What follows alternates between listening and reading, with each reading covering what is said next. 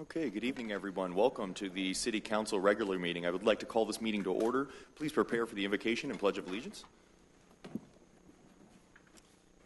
Our gracious Heavenly Father, thank you for bringing us together again this evening to discuss the business of the city. I just pray, Father, that you would give us guidance and direction and that you would help things go according to your plan. All this we ask in Jesus' name. Amen. Pledge allegiance to the flag of the United States of America and to the republic for which it stands, one nation, under God, indivisible, with liberty and justice for all. Thank you. Will the clerk please call the roll? Yes, sir. Members Olson? Here, and good evening, everyone. Barentine? Here. Gillett? Present. Martinez? Present. Russell? Present. Yates? Present. And Mayor Jefferson? Here. All 7 present. Thank you. I'd like to move us on to agenda item 5. This is consideration of minutes of previous session. Under 5A, I would entertain a motion at this point. Mayor, I move we approve the 7 August 2017 minutes as presented. Thank you. Is there a second? Second. Thank you. Any comments or corrections? I'm going to abstain because I was not in attendance. Thank you. Any further comments or questions or corrections? Seeing none, please vote. All votes have been cast. Let the record show 6 ayes and 1 abstention, the 1 abstention being Councilmember Martinez. Okay, I'd like to move us on to agenda item 6. This is recognition of scheduled public comment. We do have several speakers this evening. Our first is Ida Mae Nickel, an Inglewood resident, will discuss the 1960s history of urban drainage and flood control district. Good evening, Mrs. Nickel. Good evening, Council and Mayor and our City Manager and our Attorney. My name is Ida Mae Nickel, and I live at 4740 South LaPin Street. This is on Urban Drainage and Flood Control District. Arapahoe County Commissioner John Nichols said the greatest challenge the county commissioners had ever faced came 6 months after he took office, when Arapahoe County was declared a federal disaster area from the June 16, 1965 flood. Arapahoe County had devastation countywide, with 14 county bridges and 350 miles of roadway taken out on the plains of Strasburg, Byers, and Deer Trail. Deer Trail also had been hit with a tornado. That's a great story to be told. In 1967, 2 years after John Nickel had been elected as Arapahoe County Commissioner, the Colorado State Association of County Commissioners elected him as chairman of the Legislative Committee to represent the commissioners around the state. They had been impressed by Nickel's action during the 1965 flood and recovery of Arapahoe County. Nickel was happy to sit on this legislative committee because it gave him a chance to work with the state legislature branch at the Capitol and utilize some of his ideas for creative land and water use along with conservation. Nickel was instrumental in pushing for a plan that would help take care of the many creeks and streams near and in the cities that had flooded for generations, such as Inglewood. It also gave Nickel the chance to work and form state and local partnership opportunities that communities and cities could not do for themselves, but together could accomplish a great deal for a metro area, such as a dam. He also saw the great need for all the areas that flooded, but a dam would not be able to help a lot of those. An example, all the many creeks and streams around the metro area had caused flooding for generations. Nickel grew up in Inglewood and saw the devastation to Inglewood with flooding from the Little Dry Creek 8 times since 1913. Nickel forged a partnership with Senator Joe Shoemaker in the state legislature, who was chairman of the Joint Budget Committee. They were both visionary men and got along quite well. They pushed hard along with others, and out of that, the Chatfield Dam was built. And that is a story for another time. They started planning for what would become the Urban Drainage and Flood Control District. With other like-minded officials, they hammered out specific bylaws and technical information and drafted legislation. Senator Joe Shoemaker guided the legislation through the House and Senate at the Capitol. In 1969, the Urban Drainage and Flood Control District became a reality. The makeup of the district was the metro counties of Arapahoe, Adams, Jefferson, and the city and county of Denver, which of course has grown immensely since that time. The outlying counties did not want Denver to be the controlling factor, so the district elected Commissioner John Nickel as the first chairman of the board of directors. The district wanted strong leadership, vision, creative thinking, and someone who could say no to Denver, in which he had no trouble doing. Nickel served 5 years as chairman when they needed strong leadership and they were trying to get off the ground and up running. Nickel felt that had been accomplished, and he said now is the time for other counties to step up and have the opportunity for chairman as our bylaws are written. John continued serving on the board of directors as long as he was a commissioner. During Nickel's time as chairman, they had made great strides. The directors hired Scott Tucker as executive director of urban drainage. Scott was a young man with experience and leadership with a master's of civil engineering, urban water research, and served as a lieutenant in the U.S. Corps of Engineers. After working with Scott for just 2 years on the board, John felt very confident with Scott's leadership abilities, knowledge, and experience with leading urban drainage. Scott Tucker served the urban drainage for 32 years and led it in its success.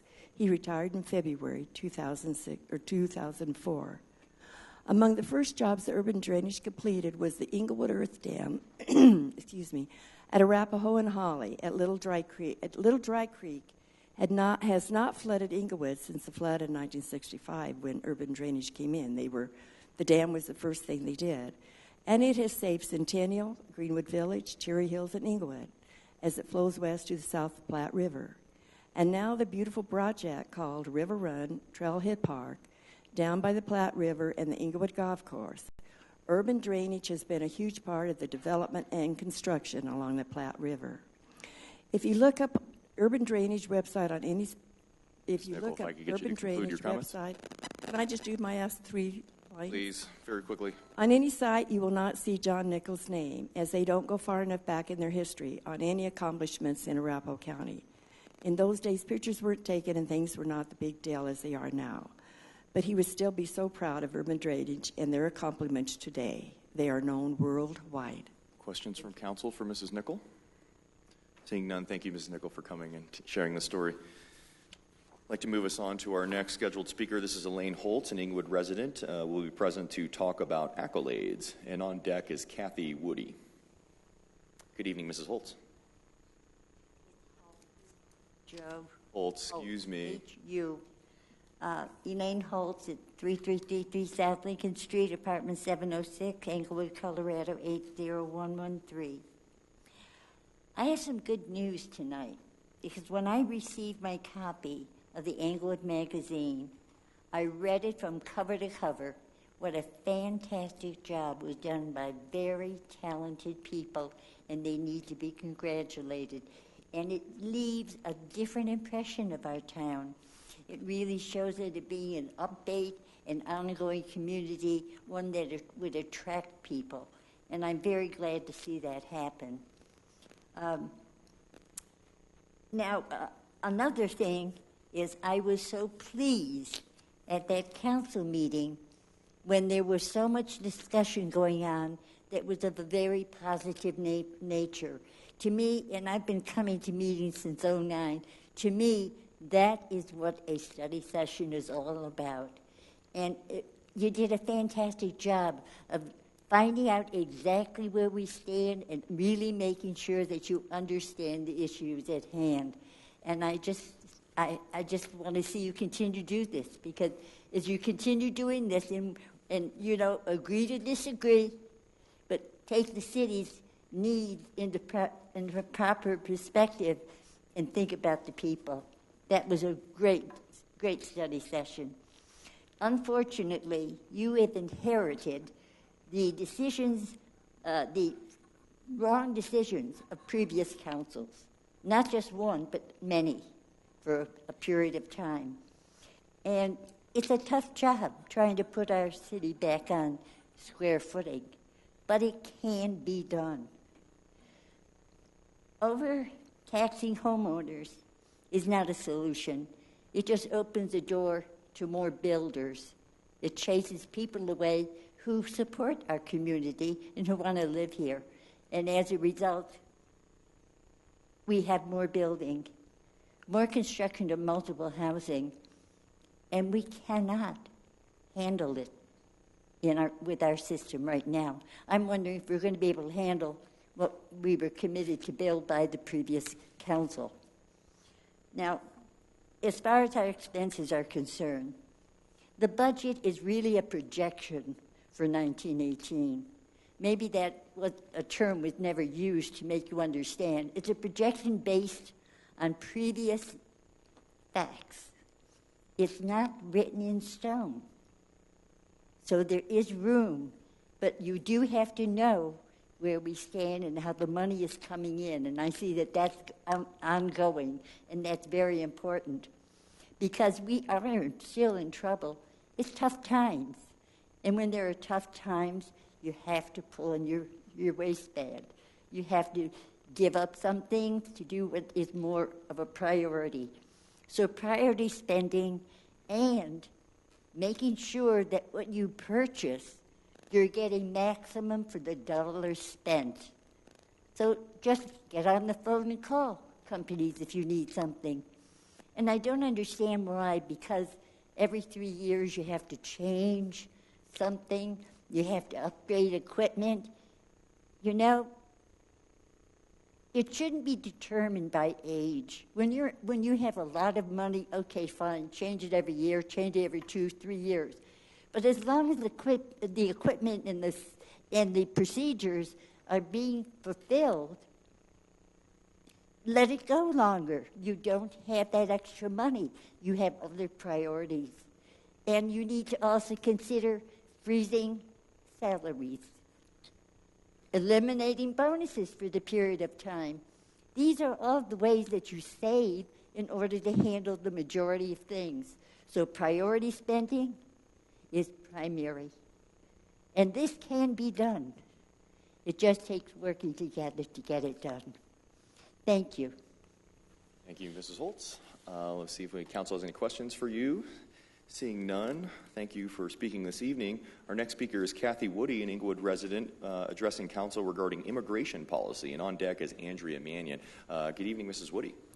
Good evening. Thank you. My name is Kathy Woody. I have lived at 3888 South Grant Street for 39 years. I am here to speak with you once again about the city's plan, policy, statement regarding our undocumented residents. When I spoke to you last May, I stated that I was committed to making our city safe and welcoming to all of our residents who are able to live and work here without fear. I still am.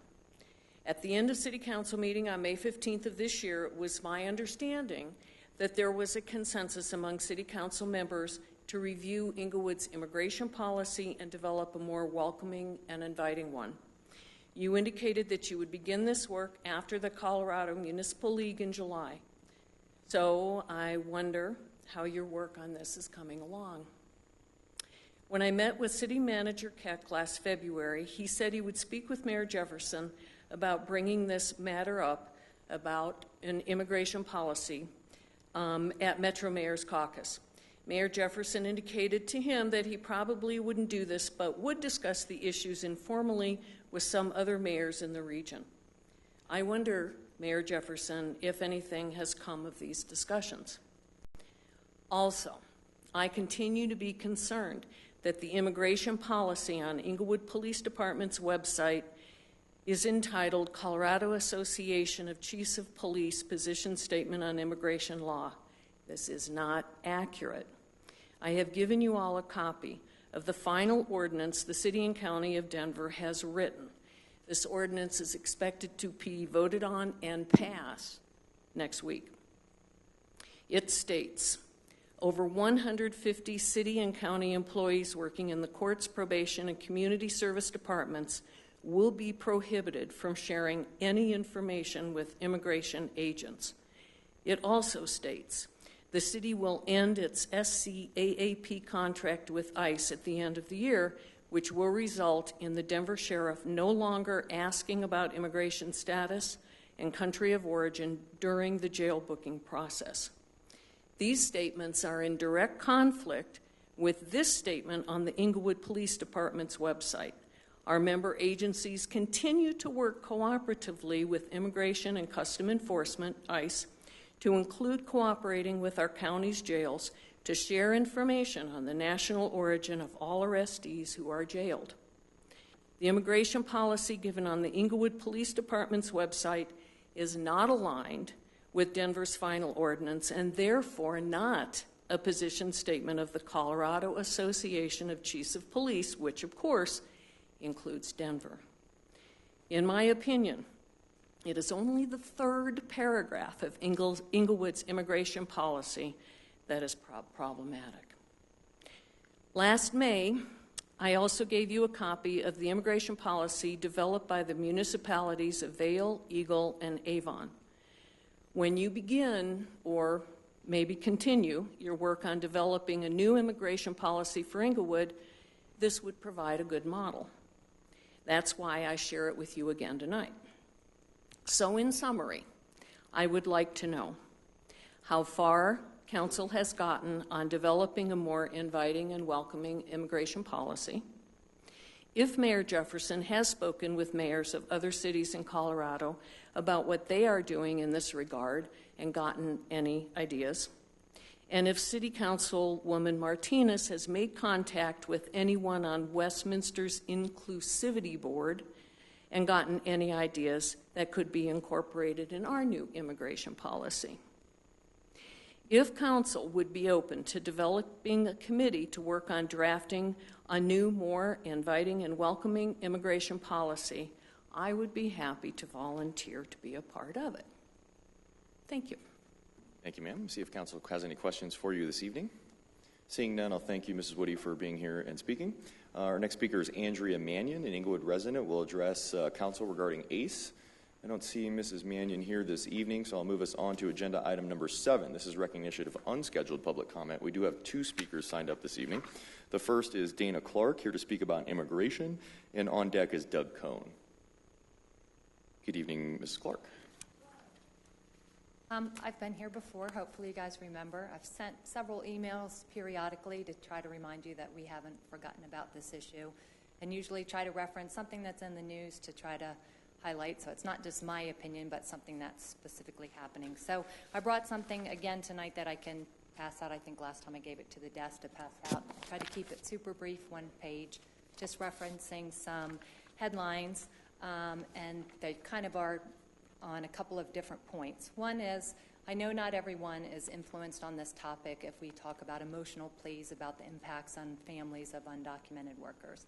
But I think everyone on either side of the aisle is impacted by practical issues, and there's a lot of things that have been in the news lately about a lack of workers, and by deporting people when we don't have these undocumented workers, how it impacts us. During President Trump's Made in America week, he made a request for 70 workers at Mar-a-Lago because he said he couldn't get waiters and cooks and housekeepers.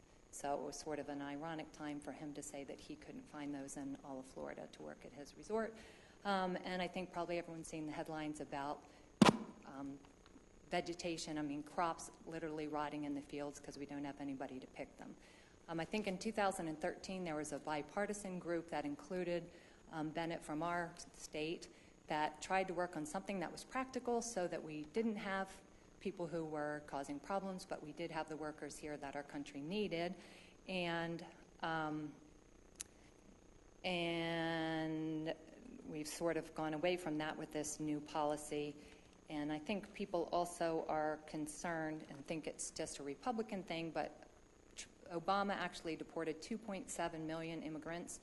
People thought he was very hard on immigration, but his focus was on people who are actually committed crimes. We had the whole bad hombre thing, which was supposed to be Trump's focus, yet you see article after article of people being deported who have not committed a crime, and so I have some reference to that, and just want to remind people that this is a civil problem, not a criminal problem. And if people want to think it's national and not local, in all of June there was 1 ICE raid, and the end of July we had 5. So it is on an increase and something that we should expect to impact our city, and we, once again, want to go back to the idea that we just want to be prepared with a very clear policy between the city, the police department, so we're all on the same page, doing the same thing, and most importantly, respecting people's civil rights. Thank you. Thank you, ma'am. Let me see if council has any questions for you this evening. We do have a question for you. Councilmember Barentine? You said we had a raid. You gave some numbers at the end there. Who's we? I will just give these to you so I can give you some. They're headlines from all the different articles. They reference where they appeared, on what date, and by whom. So if you're interested in reading further about them, you can reference them. But Just I the ones that you referenced for the audience's sake and for mine. At the end, you referenced that we have had one. So I can read this. It's from Westward. ICE hotline used to report 5 immigration raids this week. It's from July 26. Martinez says there was one confirmed report of ICE agents operating inside of Denver courthouses in late June, but that had been the only one confirmed report in over a month. That changed this week. On Tuesday, the Colorado Rapid Response Network confirmed 5 ICE raids throughout Colorado on Monday and Tuesday, July 24th and 25th. When you said we, you meant Colorado. Yeah. The state of Colorado. Thank you. Yeah, just a... Thank you. If you'll provide those to the clerk, we can all get a copy of that. Thank you. And the next speaker, last speaker for the unscheduled public comment is Doug Cohn, here to speak about history. Good evening, Mr. Cohn. Good evening, Council. Next Monday, we're going to have a really fun history talk. I mentioned it 2 weeks ago, and I want to give you one more tease tonight. General Ironworks, the fellow who's going to speak, was a longtime salesman there, and he was the guy who went out when you said, I need a way to keep nuclear material safe. He figured out with you all the steps in that. That's what I'm going to talk about. Late 1920s, there got to be enough cars around town that they needed to have more gas stations. And as the gas stations, how do I say it? Sometimes people needed gasoline when the gas stations weren't open. And they came to General Ironworks and asked them, is there any way that you can help us create a machine so that people can buy gas when the gas station's closed? General Ironworks said, well, the first thing we have to do, we have to invent the coin operating mechanism. About a mile from here, the coin operating mechanism was invented. The second part was we have to invent the gear that will connect the money slot to that glass globe full of gasoline. Next Monday, Roger is going to talk about that, plus Cheerios, plus potato chips, and I just found out this afternoon the snack called Bugles.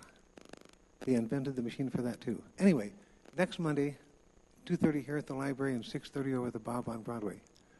Thank you. Thank you, Mr. Cohn. Let's see if council has any questions for you this evening. Councilmember Barentine? Why are you insistent on having them on Mondays? Well, we're You having know them- where we're at. We're having them on the last We could Monday make the 2:30. because you guys did not used to have meetings on the last Monday. Uh-huh. That's why we specifically moved it to that day. Well, it'll be Now, another... so y'all have to just agree that next Monday you're going to take the night off and come and listen. Or I give you permission, even you can kind of... people work. I mean, I Well, cut understand the work 2:30 in thing, but- mid-afternoon. Just say to the boss, I've got a really important meeting to get to. Okay. Okay. I'll just leave, and that'll be it. Okay, thanks. That'll Thank work. you. And Thank you you have for my coming to permission. see- You have my permission as the citizen of the year. Thanks to our local celebrity, Mr. Doug Cohn. Thank you for coming and speaking this evening. I'd like to move us on to council response to public comment. Would anybody like to kick us off this evening? Mayor Pro Tem. I want to thank everybody for... Oh, excuse me. I did have a note from the city manager's office letting me know that Jeff Frazier did request to speak. So at the council's will, I will ask Jeff Frazier to come speak as our last unscheduled public comment. I do apologize. I understand the request was made through the city manager's office prior to us taking away the sign-in sheet. So I apologize for that. Mr. Frazier, please. Thank you, Council.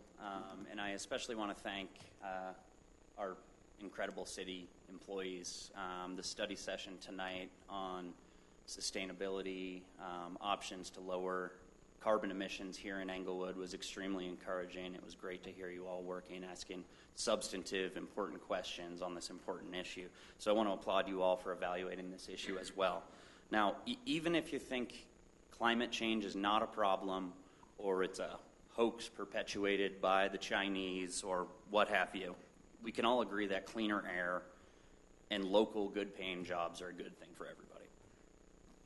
Now, we heard in the study session there are a lot of questions about numbers, and let's talk about some numbers. Renewable energy in Colorado is cheaper than coal. Wind and solar employs 15,000 people in Colorado.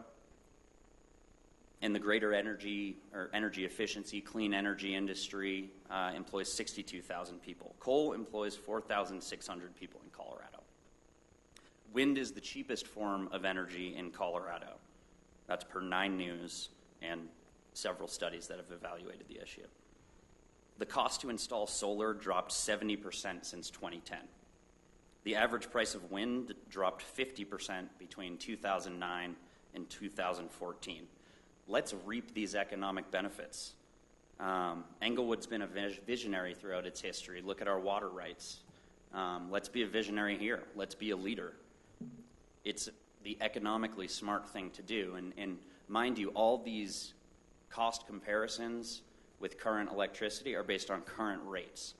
Well, I hate to say it, but those rates are going up, which only makes renewable options a better option economically.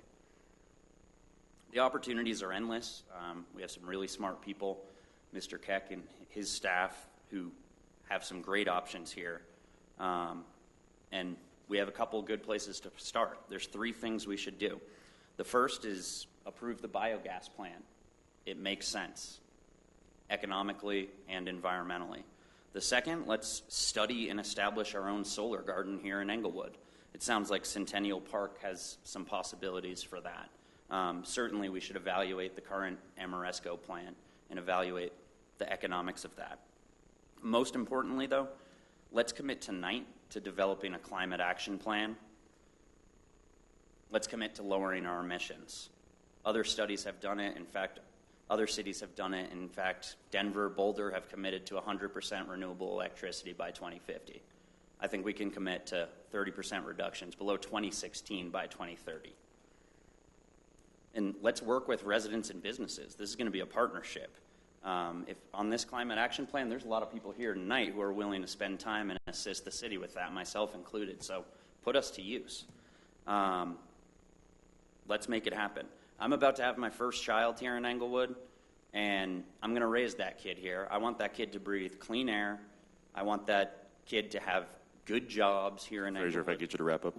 And a sustainable environment. We don't have time to wait, so let's do a climate action plan, please. Thank you for your time. Thank you. Let's see if council has any questions for you this evening. Seeing none, thank you, Mr. Fraser, for coming and speaking. I'll move us back on to member response to public comment. I apologize, Mayor Pro Tem. I'll turn the floor back over to you. That's okay, Mr. Mayor. I appreciate the extra comment. So that, Jeff, I appreciate you for coming out and reminding us about that. Many here know that I've already committed my home to renewable energy, so let's do it. Ms. Holtz, thank you for coming out and speaking to us tonight and giving us a good word. I always appreciate a nice, good word. Ms. Nickel, where did she go? There you are. We appreciate the great work that John did, and thank you for reminding us about all the work that our county and a lot of our leaders have done before, and we still have some more work to do, but I appreciate the foundation that was set up by him. Ms. Woody and Ms. Clark, Ms. Clark? Clark, yes. I'm the only member of this council that's actually an immigrant.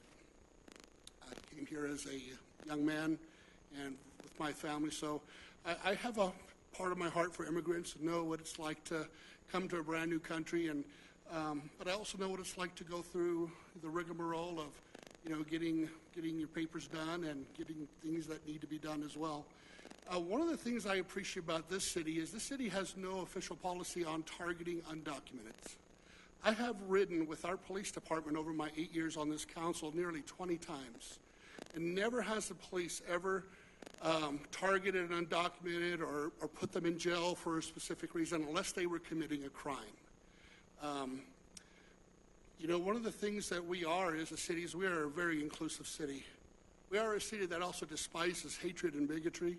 We do not appreciate, those that want to do harm on others because of where they're from or the color of their skin or their creed, their religious background. Those are things that are important to me and that I know that are important to our city and those that sit on this council. But we also have to balance the immigration issue with that we're not targeting them, but if they do commit a crime, and when they do get arrested, one of the things that most people don't know is Englewood doesn't hold these. Our jail cells are for temporary to bring them to Arapahoe County, and I'm wondering if your work would not be more efficient going to Arapahoe County, who actually has the long-term detaining, because our city, we don't do that. We get them and they go to Arapahoe County. So I'm wondering if your efforts might be good going to a county meeting and presenting to the county to see what they would say, because they're probably more involved on the long-term aspect, sorry, Kent, on that issue. And if you have already, I appreciate that you've done that, but as for us, I know that we have no official policy out targeting them, but at the same time, if ICE calls, if they know that we have, I'm not 100% on what our policy is, but if somebody's committed a bad crime and they're an immigrant and ICE is after them because they've done bad things, those are the type of people we want to not be in our community. I don't care where they're from, whether they're from Germany like me or Mexico or Spain, or it doesn't matter. But we also don't want to, until we have an official policy, and I don't think that we're getting close to that, on what we're going to do with undocumenteds other than let them live peacefully within our city. I appreciate you bringing that issue up. And there was a question. The mayor and I and city manager, we set the itinerary for our meetings. We have lists of items that are extremely important that are and I'm not saying immigration isn't important. I'm saying on the balance of what needs to be done and what we have as a council in the short term we have together. There's a lot of things that need to be gotten done, but I know that Mr. Mayor and I just talked about that last Tuesday. And so it is coming on the list. We're going to be addressing it, so please just stay tuned on that. All right? Thank you. Thank you. Other comments? Councilmember Barrington? Thank you very much, Ida May. John was, I'm sure, a great treasure to you, and as well as this, the county, between the airport and the urban drainage and building up Arapahoe County, the challenges and excitement during that time must have been kept him pretty busy, and your family as well. And thank you very much for sharing that with us. I appreciate that. We will be looking at an issue later today, later this evening, that involves urban drainage issues as well, and their work continues. So I'm glad you brought that information to us. Elaine, thank you very much. You're right. The Englewood Magazine I've gone to several meetings. Other municipalities have taken a look at it. I might have brought a couple of copies to shove at them, but they are envious, and it's nice. I think that the way the magazine presents, they're asking a lot of questions about how we got that done, and with the advertisement in there, whether we're getting some support and how we're financing that. And Littleton still just has a little newspaper thing. So they were all, I had several meetings that I went to both in Centennial and out in Aurora too, that they really liked what we did with that. And I know we don't want to have it just be a highlight of employees right now, but I think the mix of it is nice, and that's a good beginning as we kind of get into all of this. So thanks for bringing that up. And the budget is important. It may not be written in stone, but it's not written in Jell-O either. So we're working on it. So I appreciate that you're paying attention to that process as we go through this. I wish for Kathy Woody and for Dana Clark, Councilmember Russell and I had a joint town hall meeting where we had the Arapahoe County Sheriff Dave Walcher come, because this has been a hot issue, and it would have been important for you to hear how Arapahoe County handles it, and Councilmember Mayor Pro Tem Gillett is correct. We don't hold people and we don't profile anyone. What if you're asking for us to make a blatant statement that we will not cooperate with a federal agency, that is a dangerous place for us to go. But I think Sheriff Walcher, gave a really good explanation about how Arapahoe County is handling that and who they're being accountable to, and that they are not profiling anybody. Either they have enough to deal with, but they are cooperating with ICE as much as ICE is cooperating with them, and there are some problems on both sides. Hopefully, if it's still of some interest, we could get some contact for him so that you guys could get some better feedback on how Arapahoe County is handling that.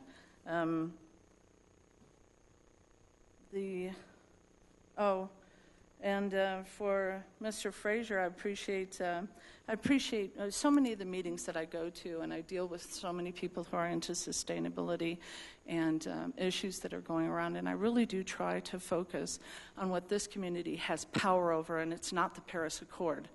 Trump isn't waiting for me to call him to tell him whether we support that or not, but there are very significant community things that we could be doing both in this city and in our own homes, and I'm trying to make sure that we get that information out there. One of the things that you said that I really appreciate is people who are trying to go ahead and do their part. You don't have to have total buy-in to that, people cause global warming, or that you're a science denier if you go ahead and have some problems with some of the issues that are going on, but that they still have a role to play, and we need to have inclusivity into all of the people and their parts that they're willing to play, because that's where the changes are going to be made, not arguing and then dissing people and saying, well, if you're either 1,000% in or get out of our club. Everybody, as I've gone to these community meetings, has a role to play, and no matter how small or how large, it makes a big impact, and that's why I want to have some of those programs brought for educational pieces to the community so that we can all get along regardless of where we are in the climate scale of belief or non-belief. So I appreciate that you said that. That meant a lot to me. That was all I had. Thank you. Councilmember Olson. I will just add some quick things that are maybe separate from what others have already said. That's great statements already made.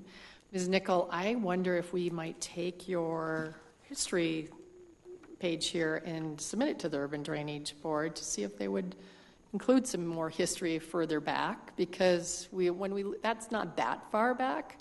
And it's important to see, hopefully there's going to be new leaders that emerge in this next stage, because we have had some flooding. And, of course, there will be in the future in another 50 years, perhaps. So I don't know if you'd like to condense this or if you want to make it. I should have asked you a question. It came to me after you sat down, but we can talk later. I think it would be kind of fun to submit this to them and see if they have some way they could incorporate it on their website. Then I'm looking forward to the study session on immigration. It's great to hear that it'll be coming at some point, and I would encourage those of you that came tonight on that issue to just keep funneling data towards us and best practices that you're seeing. But in particular, I think the words tonight about Arapahoe County are really important, and you might do some work there and then report back to us as well. And then the last is the climate and an action plan. I'm really thankful that citizens keep coming forward on this. It's great to hear.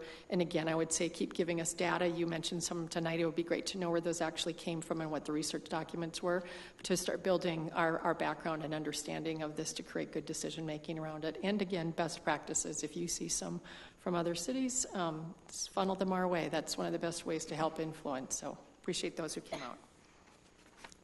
Thank you. I have a couple of comments as well to add. Thank you, Ida Mae Nickel, for sharing some information about Mr. Nickel. Of course, that's Ida Mae's late husband, who's not so distant past. So I just wanted to thank you for his, as well as your family's many years of service to our community and the contributions that live on today in the safety of our neighborhoods.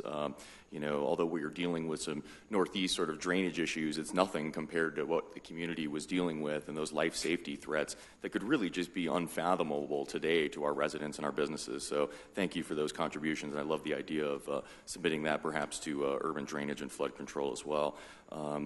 Mrs. Holtz, thank you for your comments, kind comments regarding the magazine. I totally agree that additional communication from the city, like the magazine, like the state of the city, help change perception of Englewood and its its attractiveness as a place to live and do business. So I appreciate that you see the value of that. And I think we were able to achieve some of those things really cost effectively, so I'm very proud of that. I appreciate your accolades regarding the study session. I do agree that we do really need to remain diligent in order to sustain our financial future. And we got to ask those tough questions and make those tough decisions to sort of keep us on the sustainable path. Thank you, Mrs. Woody and Mrs. Clark, for coming to speak about the immigration policy issue. I appreciate you coming and following up, because I'm not so sure that we've made tons of progress in this arena. I do think that we need a nonpartisan and Englewood-specific solution. And I don't think we've seen the sort of nightmare scenario sort of coming forward of a lot of, ICE kind of requests and that kind of thing. I do think, as I've said before, I think we're a little further down that list of potential sort of targets or action items for them. But in my mind, I would be very supportive of clearing up our immigration policy, both from the police as well as the city manager's office, just for clarity, even if it's simply to back up the police statements or perhaps to modify those. The other thing I would like to see is a welcoming community proclamation, and I think that might be a reasonable step for us to begin this conversation if we can agree on some of those basic things. I will say, however, that I have had several conversations with my mayor colleagues around the metro area, and their responses are very different and all over the board. But many, particularly in the suburban areas, are really not doing a lot around this issue. Some are having troubles even with the welcoming proclamation. I know that Sheridan recently passed a welcoming proclamation, and one of their council members recently resigned.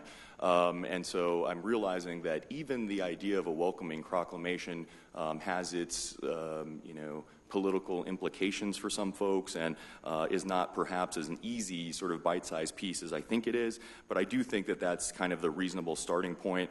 As Mayor Pro Tem mentioned last week, at our mayor-manager meeting, we discussed this in depth. Staff was asking for direction. What does the council want to see? Where should we start with these issues? And last week at study session, I asked council for direction on that. I'd still love to hear from council about what are the issues that they would like to see so that we can be as productive as we can on this study session. And as I do worry that it has been punted already a couple of times, and I do want to get to this certainly before the end of the year. Mr. Cohn, thank you. Excited for your event as always. Mr. Frazier, thank you for coming and speaking tonight. I'm not going to repeat the comments I made at the end of our study session in our last, but I do generally agree that there's plenty of low-hanging fruit that's economically viable for us to be moving forward with now. I think that's all I had this evening.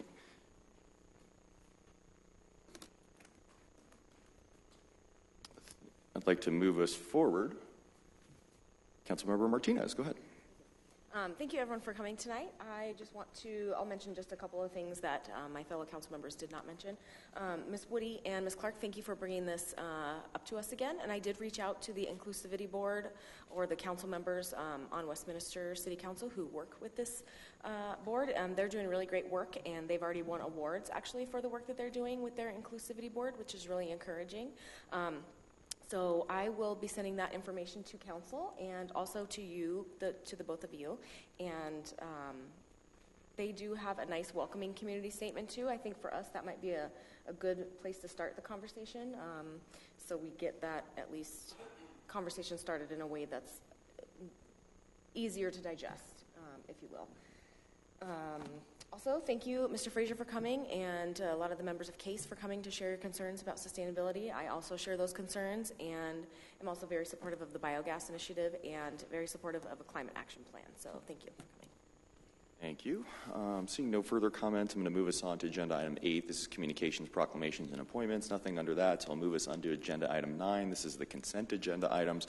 Under 9B1, and 9C, 1 and 2, I would entertain a motion on these consent agenda items at this time. Moved.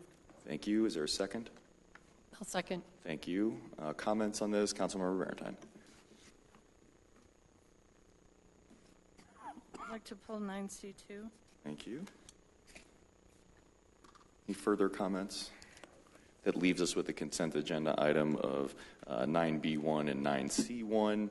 Any comments on this? Seeing none, please vote on the remainder of the consent agenda.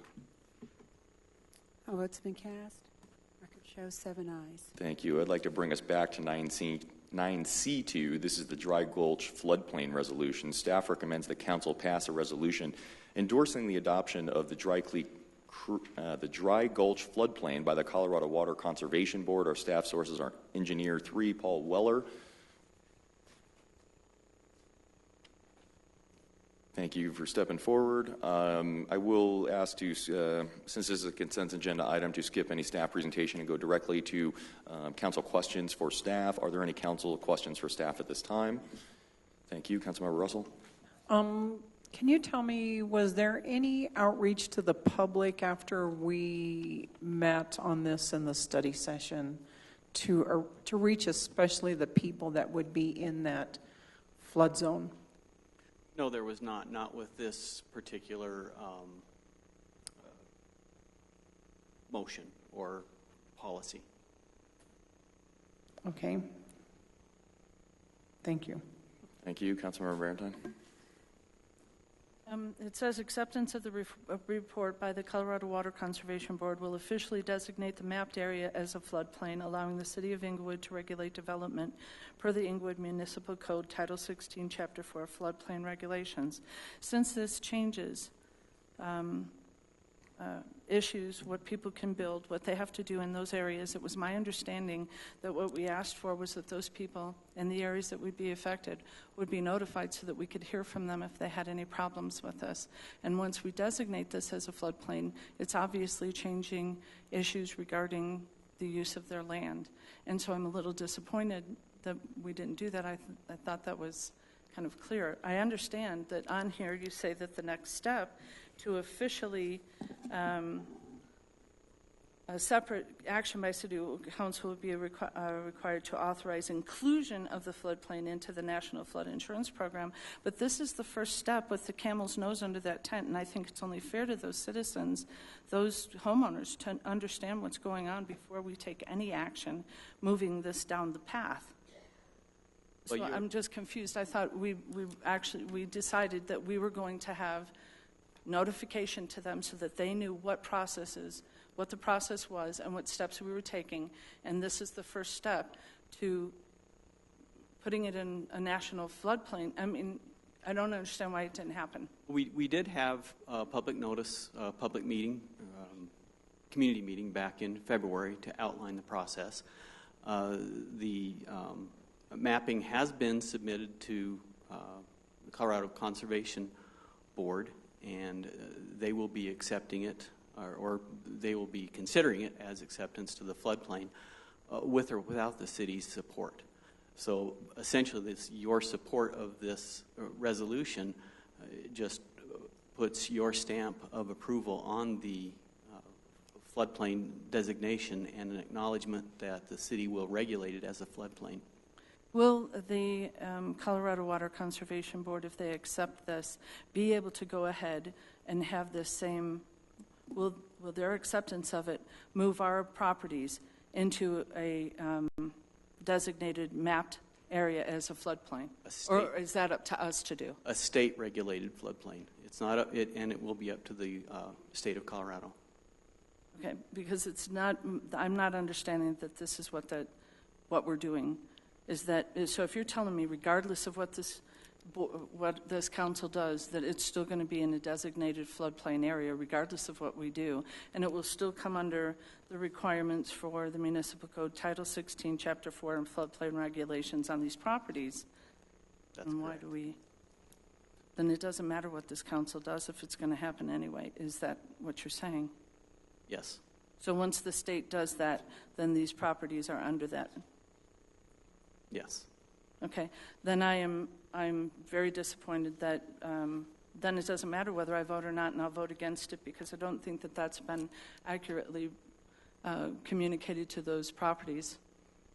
And I wished we had at least done that work. And if it doesn't matter what we vote, then I don't even know why it's coming before us. Other questions for staff at this time? Councilmember Rolson. Can you explain to us why you are bringing it before us, and what are the advantages to us having a vote on it? We thought it was important that the City Council stays involved in this process. So if we vote or don't vote tonight, does it preclude us from being involved? What is No, it? we'll be involved regardless. The whole thing seems a little weird, but I also wonder what our obligations are to acknowledge that we've received this. Is this what part of this is acknowledging that we received this and that we agree that Correct. It's been done? Correct.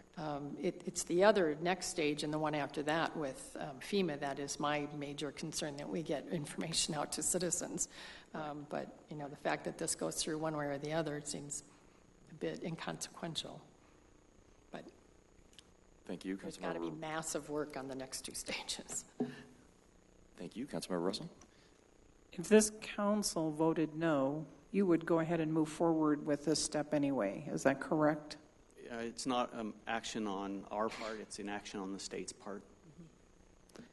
So if it's an action on the state's part and this city council is taking action, is it possible for us to have a public hearing on this so that the constituents are aware before it gets to the point that FEMA is already coming in? FEMA won't come in. This resolution has nothing to do with it being released to FEMA. It's not. It does not include your support of the mapping to FEMA, nor does it preclude it. So, but this is the first step in heading in that direction. Yes, correct. Thank you, Councilmember Yates. So this is a resolution. It's not an ordinance. I spent some time in that neighborhood here just in the past couple of weeks, talking to the people that are affected by this. They're very concerned about the FEMA aspect. They made it very clear that FEMA is something they do not want, and that also includes some of the individuals that got hit pretty hard with the flooding, because after FEMA went out there and they talked to them, they realized that that insurance is not much of insurance, except it's quite spendy. You know, with this being a resolution and it's going to the state anyway, and this isn't a criticism, but I'm a little confused why it's necessary for us to do a resolution, or, you know, because we could always been informed that this is where it's going at any point in time. Am I missing something here? No, it was our thinking that it would be good to have the full support of the city for the designation of the floodplain by the state. Now, with it being at the state level, how does that affect those individuals within that floodplain? The biggest effect is it's going to be a designated floodplain, and the development of their property will be limited by our floodplain regulations. That is assuming somebody wants to redevelop or whatever. Or add a garage or build a new fence, yes. So adding a garage would even be an issue. Yes. Would they have to raise it, or would they even be able to do a garage? They would have, depending on where they were within the floodplain, there would be some restrictions and there would be some extra design that they would have to go through. So possibly some fill or drainage or something along those lines? Yes. So basically dealing with some additional building code type issues? Correct. Okay. Thank you. Thank you. Does the state designation have any insurance impacts? Not to my knowledge. Thank you. Councilmember Barentine.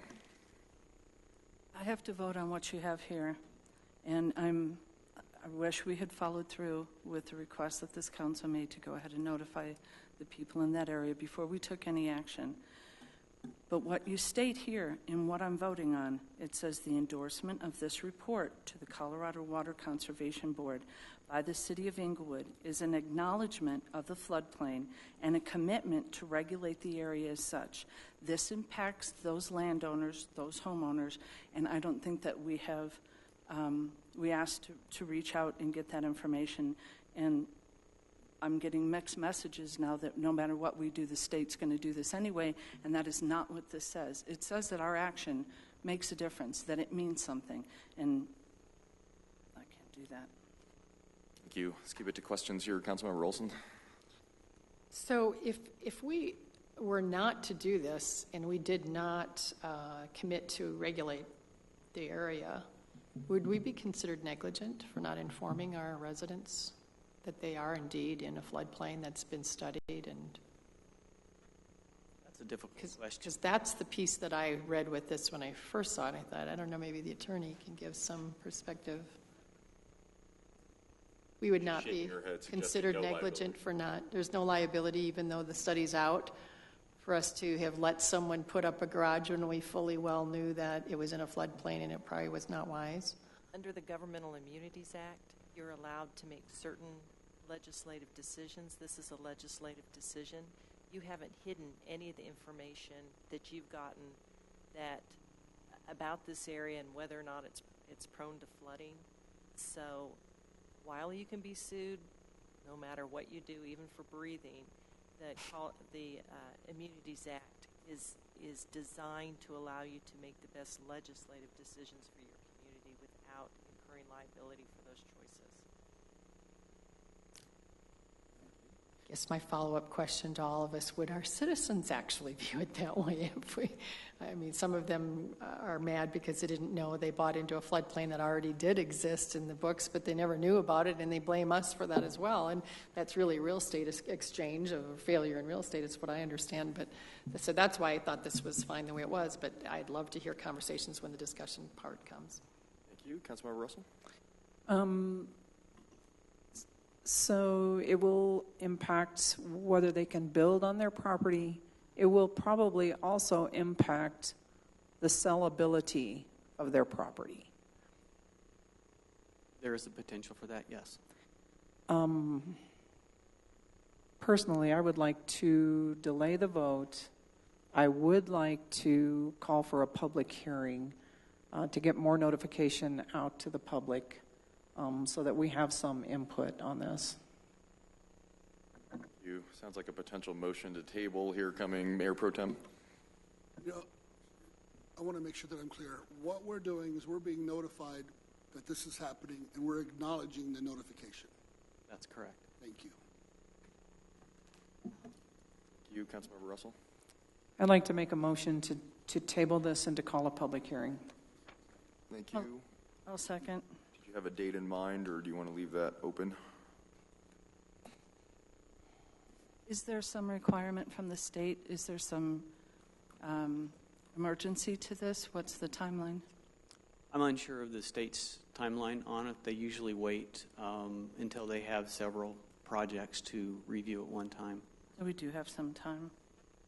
Okay. That I can't answer that for sure, though.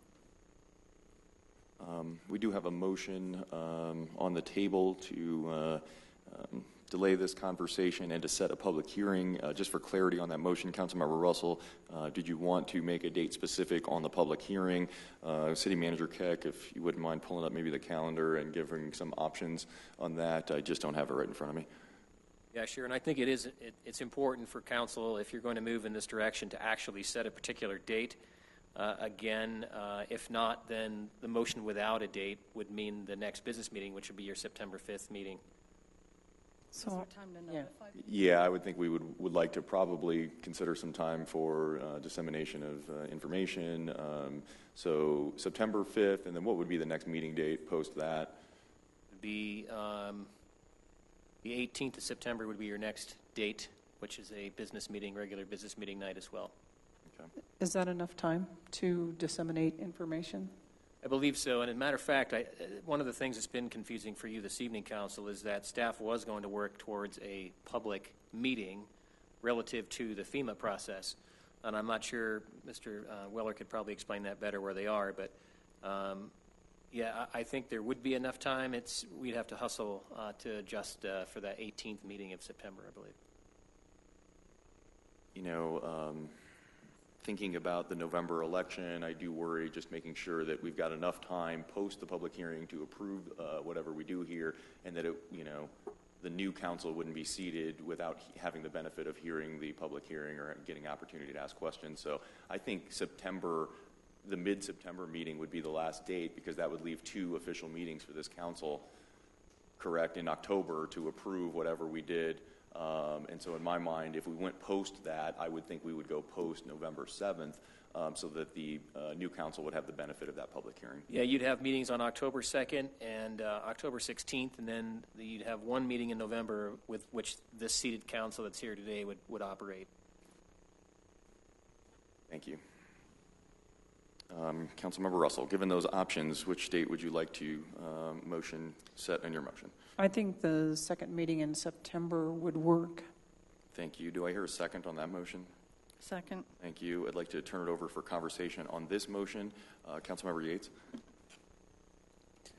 I'm a little confused on the purpose of the hearing. If no matter what is said or done, it's still going to go in that direction once the state adopts. Now, I see grins down there. I will say, when it comes to the FEMA, that's an absolute, that we do need to have a hearing on that. On this one here, it's going to happen no matter what we do. We can notify the public, we can send a letter, we can, do that sort of stuff, but I don't know what a hearing is going to do. People can say no, no, no, no. No matter how we vote here, it's still going to happen. Thank you, Councilmember Barrington. And I'm sorry. So, I would like to ask a question of our city attorney: am I looking at that correctly?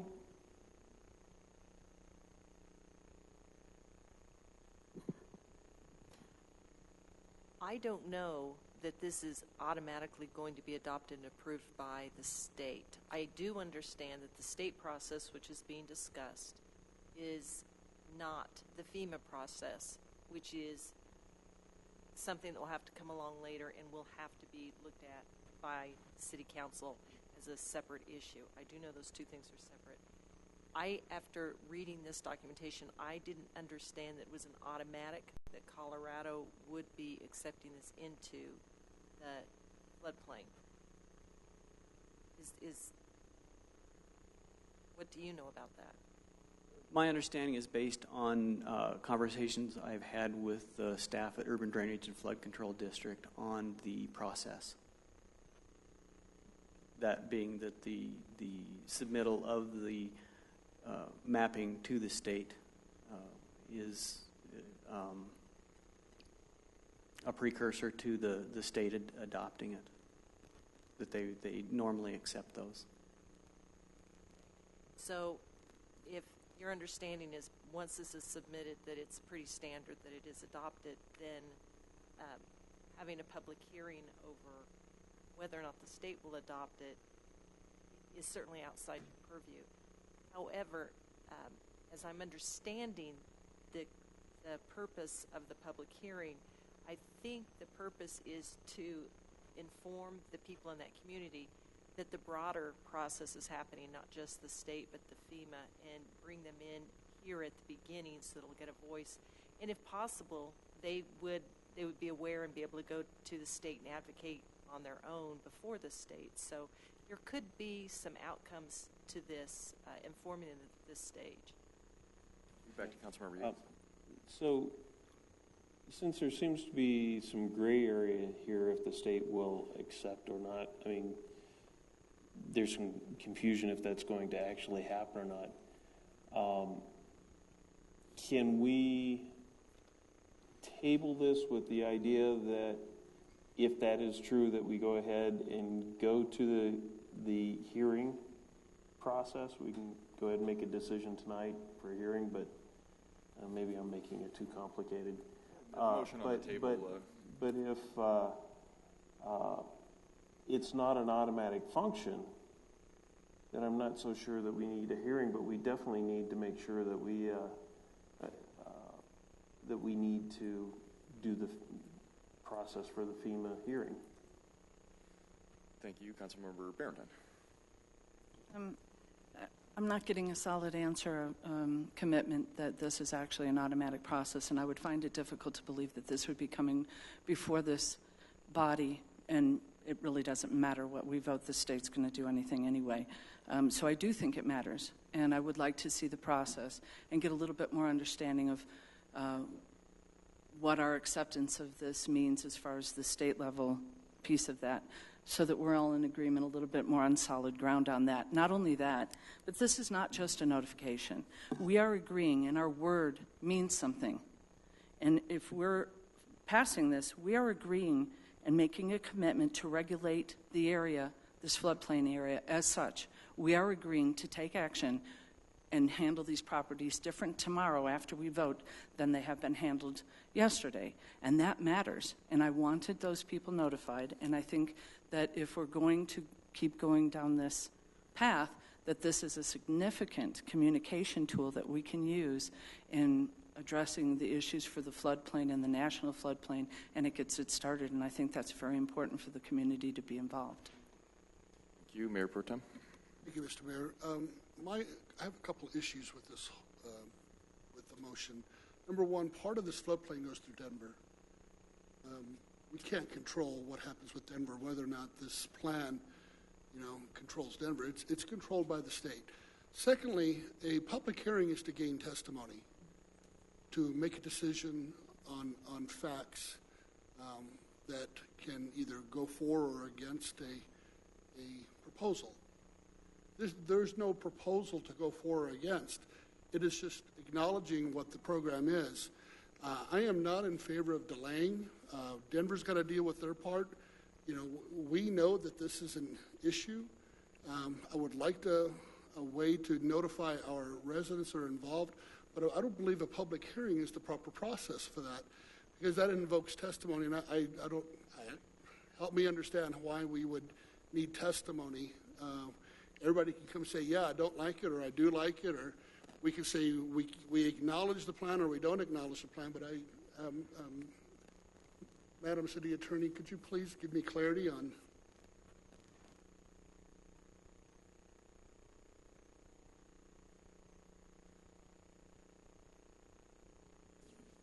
Again, I think what's confusing matters tonight is that there is some question about the process here on how we move forward with the Colorado Water Conservation Board, which does oversee urban drainage and flood control. I think the relationship that's being discussed tonight is urban drainage and flood control is kind of trying to move us forward with this so they can make some decisions with respect to this particular project area as well. From my perspective, we did hear council very clearly that you wanted us to go through a notification process and have a town hall meeting, so to speak, with impacted residents. And I think that's what's being designed by the Public Works Department with relationship to that. On this matter, we can follow through, certainly, with people to make that meeting happen. I think at this point in time, we just need some clear direction. If in fact, you want to stop this bus right now, that's certainly in your ability to do so. We can get some more information on this matter. I'm not certain how, as it's been enunciated, how a public hearing would help, but maybe some sort of town hall or public meeting with respect to explain this to folks. I think it would be irresponsible for the city to not try to, if somebody were to try to make some improvements to their property, to raise these issues as they come forward. I wouldn't want to see anybody else who's in this particular drainage basin, as it's been described tonight, get into further harm and then come back on the city for issuing a permit to expand their home or a garage. And as you've heard tonight, there's legal liability. I'm more concerned not only with that, but also the moral obligation as well to let people know what's going on. And I think that echoes exactly what the council members are stating here at the end of the dais, that they need to be notified. And I think that process has been started. It started in February. However, there has been some question as to who is in and who's out, so to speak, with respect to this particular flood area. I know the mayor has passed along a couple of individuals to me to research whether or not they're in, and there are some of those questions that still linger, and we need to answer those. So I don't know if there's an opportunity for a parallel track here where we continue to push forward for a town hall meeting on the flood area with those impacted residents. And I know that GIS has picked out all the homes that are within that flood area, while at the same time trying to quickly gain some information that would provide clarity to you, Council, on what it is we're actually asking you to approve and what it really does mean to the city. Before I move on to Councilmember Olson and Barentine and Yates, I did just want to state my position. My thought is I will support this motion to continue this matter and set for public hearing. I feel like even if the state proceeds without us, we should have a position on this, and not only on the state action, but more importantly, our own local land use issues, and begin, and so in my mind, that would be the purpose of the public hearings, to gather feedback on those issues, but also to begin the long-term conversation regarding the FEMA decision. Councilmember Olson. I still have, I agree, City Manager Keck, that it's an ethical, moral issue for me right now, and I would really, I'm in this, I'm right on the house right next door, and I think about the neighbors that I know. If we knew and didn't tell them, and they did something to their house significantly, man, I think it would be really not a good move on our part. And to hold it hostage to a public hearing where some people say, no, I don't want that, I still think it's ethical, and I would have to vote for it, because I think the truth matters and the truth needs to be out there, and we don't ask people whether they want to accept the facts or not. We say these are the facts, we acknowledge it, and we will oversee it. But I have two questions with that. One is, will the state hold us to, if we don't acknowledge this, will the state hold us to manage it, though, as a floodplain, regardless of whether we vote tonight? It's my understanding that they will. So then really, there's no reason why we're voting at all tonight. And then secondly, can homeowners get insurance still for a floodplain? Not the FEMA one, but the other one, without this one way or the other? Do they need this to be designated as a floodplain by the state for them to get that extra insurance? No. No, and okay, it will not that's show up. Thanks. Thank you. Councilmember Barentine. I'm a little confused because you've answered the same question two different ways now, and that is that you don't know what the state is going to do necessarily. There wasn't a big commitment on how they move forward with this and why they're asking for us to do the buy-in. And if our buy-in doesn't mean anything, then I'm not sure what process we're talking about. And since there's a little clarity needed on the process, what I do know is that if we vote on this, we're taking action. We're committing to take action on these properties as a floodplain, not the state. And if we have a disagreement on whether the state should do that or not, as we get more information and clarification, then we can address that. But I do not believe that the state is being that heavy-handed and that they don't really care what we think or say or how we vote, and that they're just going to do it to us anyway. I don't believe that's the process. And since we need time to have that clarity. I don't know if we necessarily need the public hearing piece of it. I would agree with you. I don't know whether Councilmember Russell would consider at least tabling this, changing her motion, withdrawing her motion, and making a motion to at least table this until we can get some more information on what exactly we're doing. Because as I'm reading this, what we're voting on is that we're going to do it to them, that we're making a commitment, that we're going to treat this as a floodplain, that we're going to put additional restrictions and requirements on their property, not the state. So I'd like more information on the process, what the state is capable of doing or not doing, so that our city attorney can have a little bit more clarity on that. And I don't think that's going to happen with this. So, Councilmember Russell, I don't know whether you're willing to take that or do that. If the public hearing is important to her, that's up to her.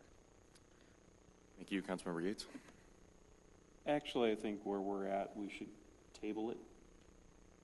Make sure we start communicating with the community. Let them know where we're at. I think that's the more appropriate action. Thank you. We have a motion and a second on the table. Councilmember Olson. I would support what Councilor Barentine said in terms of backing off of maybe the public hearing, but getting this lined up. I don't think I didn't understand this when I read this as being something that was really all that difficult and it had such wide implications, but it's the next stage of what we have to do that definitely needs public hearing. But I don't think I ever knew, and none of us probably knew, that there was going to be this 2-3 stage process. So if we could have the process lined up for us as what happens first, this is the first thing, second thing, and what the implications of the state when we do or do not do this tonight, I'd like to postpone this one. And then we would have enough time still if we thought we had to do a public hearing or maybe a widespread neighborhood information meeting like you did in, when was it, February? Yeah. There were a lot of people there. I think they'd come right back. But if we have to do a public hearing, I know we have to do a public hearing in that next phase, and we definitely want high participation in that. So I would be in favor of withdrawing that if you feel so moved to just table it tonight and then get on with what do we need to know. So what would happen if we went ahead with a motion and then decided that we didn't need a public hearing? Is that possible to do it, or would it be better to just drop it now and then add that again later? Procedurally, it's easier if you remove it now and then add it back in later. The other thing is, as was stated by Mayor Pro Tem, this wouldn't be a formal public hearing like you've got in your ordinances and charters. So it is, even though you'd call it a public hearing, it would be a less formal process anyway. So it would be easier for us to move forward on the requests of the council as a whole if we could do that without that public hearing language. Okay. I change my motion. Actually, withdraw my motion and make a motion to table this until September 5th. Is that? Is it the 5th or the 6th? That would be the first meeting in September? Should we go First meeting is September 5th. Yeah, Thank you. September. So Okay. motion is now to table till September 5th. Do I hear a second on that? Second. Thank you. I think I'm giving that to Yates. Then discussion on that. Seeing none, please. Oh, Councilmember Actually, I Russell. do have. Go ahead. So will we be contacting the public before September 5th? Good question. That's a very good question. We won't be able to have that town hall meeting with, and I think there's two ways of doing this. One of them would be to send them a letter describing the process, that the city has taken thus far, and that, hey, that you're in a proposed floodplain. There'll be meetings in the future. Or we just hold a meeting and gain public input that way. So those are two different tracks, and we would need some instruction on which direction you would like to see us take there. So I guess my question is, if we table it for 2 weeks and we don't have time to get anything done, what difference does it make? So maybe, what if we table it to the same date that we were going to do before the middle of September, and then have those? Is it possible to get the rest of that taken care of? I think that we can certainly notify all those residents that are impacted by the 18th of September, yes, with a letter. As to gaining valuable feedback from them on the process, I think that's got to be another subsequent step beyond the 18th and beyond what you're discussing. And Council, just one more piece of, I think, crucial information. I think the reason why we're here today is that the study that was undertaken by Matrix Engineering was partially underwritten by the Urban Drainage and Flood Control District, who's controlled by the Colorado Water Conservation Board. So we're sort of hitched our wagon, if you will, or married to them to a certain extent, and that's why we're here today. Councilmember Russell, I'll suggest that if you wanted to, forego the public hearing, that you could go to the first meeting in October and allow staff to do some sort of feedback, public meeting kind of thing, if you liked that model more than the public hearing.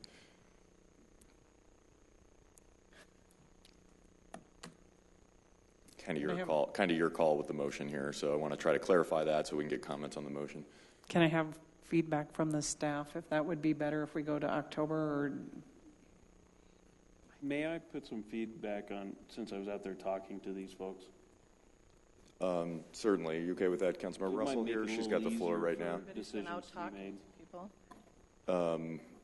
The question right now is the City Manager Keck. Member Russell, do you mind if Member Yates chimes in here? He may go ahead and chime in. Thank you. Go ahead, Member Yates. The general consensus that I got while I'm talking to those folks is they're kind of expecting a letter, and they would like to be able to know when we're going to talk about it and have a discussion about it. Thank you, Manager Keck.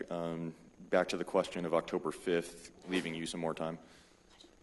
That would certainly work. You do have a study session and a regular meeting on October 2nd. So, listen, I think what needs to be done first and foremost is we need to understand and lay out the process to you.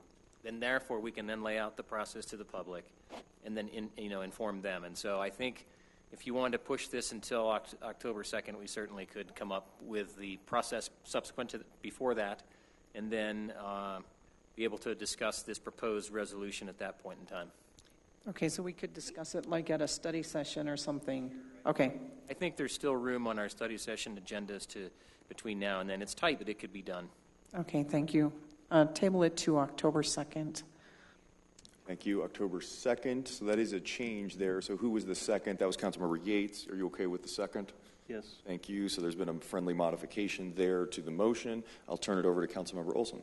I think I'm really confused as to what we're now doing on October 2nd and why we can't have a meeting earlier to get some things lined up. So I would like to get are you saying you can't get all this information by September 5th, or is it that you don't think you can pull off a public notification by the 5th? We want to make sure that we have enough time to accurately go through again our GIS system and make sure that we hit every property that would be encumbered by a proposed flood. I see. Yes, you did say restriction. that. And so that's going to take us a little bit of time because, again, I know that Public Works is currently active on a number of different projects, and I don't want to overburden them. I also want to make sure that we are having conversations with the Colorado Water Conservation Board to understand their process, as well as urban drainage and flood control. And if we need to have another study session on this between now and that October 2nd period of time, that can be arranged as well. Oh, I'm totally in support of that. I would love to have I would like the information sooner than later because I think this level of it seemed to me somewhat innocuous, but now it's not. And so I'd like to know what other stages along the way, what are the implications for the citizens and the homeowners or even, renters who have to deal with homeowners that are not so responsive. Because there are rentals in that area too that feel like they got really left out. So I would like information sooner, but then the October thing is fine with me if that's our public statement time. Thank you. Councilmember Barrington.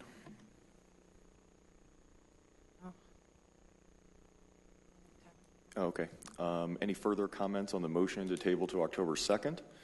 Seeing none, please vote. All votes have been cast. Record show 7 ayes. Thank you. I'd like to move us on to agenda item 10, public hearing items. No public hearing scheduled this evening. I'd like to move us on to 11, ordinances, resolutions, and motions. Under 11B1, we have amendments to the International Fire Code. This is Council Bill 50. Staff recommends that City Council adopt an ordinance amending Title 8, Chapter 2, Article E of the Englewood Municipal Code 2000 pertaining to the International Fire Code. Our staff source is Fire Marshal Laura Herblin.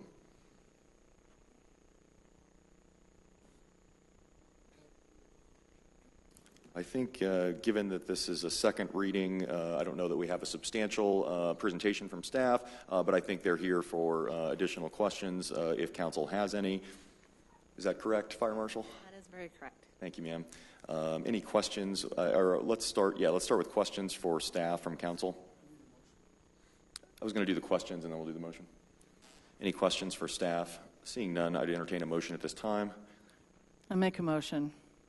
Motion to approve, that is, and is there a second there? Second. Thank you. Councilmember Olson? You got the second there, and I'd open it up for discussion at this time amongst council. Councilmember Yates. I'm okay with the adoption. There's one item I would like to bring to the attention of council. It's N103.9, item 8. Is there a page number you could direct us to in the packet? Actually, I don't have that in front of me. Okay, repeat that code section again. It's in regards to UL 300 kitchen hood systems. Line 8 has to deal with having shop drawings signed by professional engineer licensed in the state of Colorado. Now, I apologize. Can you give me the chapter and section number again? I just have the heading on it. So if you type in N103.9, you should be able to find it. I'm sorry, one more time. N103.9. .9. Thank you, sir. Continue.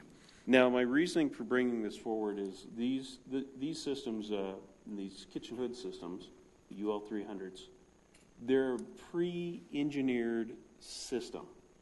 And the reason that they're pre-engineered is it comes to you basically as a kit.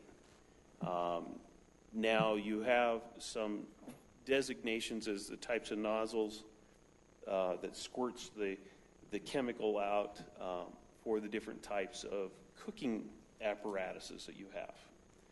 The way this reads, unless our city attorney tells me I'm reading it wrong, every time that kitchen moves their fryer or reconfigures their kitchen, they're going to have to employ a professional engineer in order to change the layout.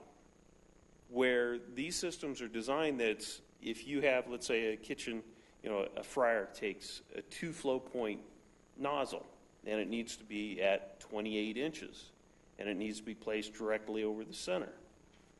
That's all done by the manufacturer.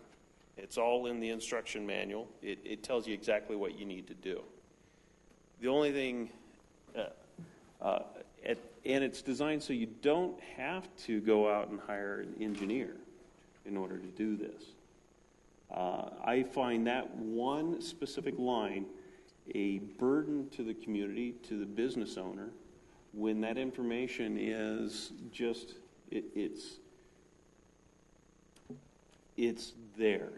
It's black and white. You use this nozzle, you do it at this height, and you have this many flow points, and the tank's only allowed to do so many flow points. Thank you. For the benefit of council, that section is beginning on page 270 of our 297-page packet. Did you want to get any feedback on that from staff? Was that a question for city manager or perhaps the I guess probably fire the marshal? first thing is to ask our city attorney if I'm reading that correctly, because if I'm not, then I'll back off on it. Thank you. City Attorney, the question is regarding the necessity of an engineer regarding, restructuring of a kitchen layout. Thank you. If you want.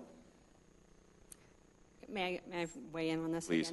again? As we spoke last week, this sentence and this requirement, this is in my submittal documents. The requirements are in Appendix N. This requirement for me, and as we've spoke before, this is not a retroactive code. So if someone did change out a fryer and that was their only device that they changed out, that is not a new system. It does not change the hood configuration. It would be an appliance change. So in that situation, that would be an as-built drawing, and it would not require a professional engineer. This is for new systems or new businesses that are putting in a kitchen hood. Like I said, there's a lot of systems that are on Craigslist these days. They're used systems. I'm going to make sure they're designed to protect what the business owner is intending. And so you're saying that, more to the point of the question of restructuring or moving a fryer was the example, would not be considered a new layout in your mind? And not a new system, no. There you go. Unless they're putting in a whole new kitchen hood system. Thank you. And I'll That go would back be to new. the city attorney perhaps to any opinion on that. I can come back to you if you'd like. Mr. Councilmember Yates has asked for an opinion from the city attorney's office regarding exactly what the fire marshal has outlined.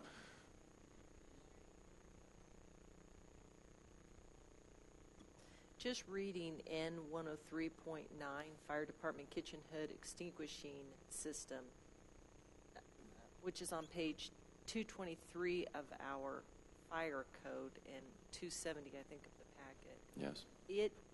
It says that there shall be 2 sets of engineered plans for the suppression system that includes the following information, and that subsection 5, kitchen hoods shall be zoned separately and enunciated separately to the building FACP where provided, and 8, shop drawings signed by professional engineer licensed by the state of Colorado. Based just on this section, it doesn't look like if a kitchen hood is moved within the same building that there would have to be a second set of drawings. However, the reason I'm being so hesitant is because provisions are read in conformance with other provisions, and I'm just looking at this one. So This is not one of those seat of my pants legal opinions that I feel confident about. I could only talk about one section and not the implications of other sections.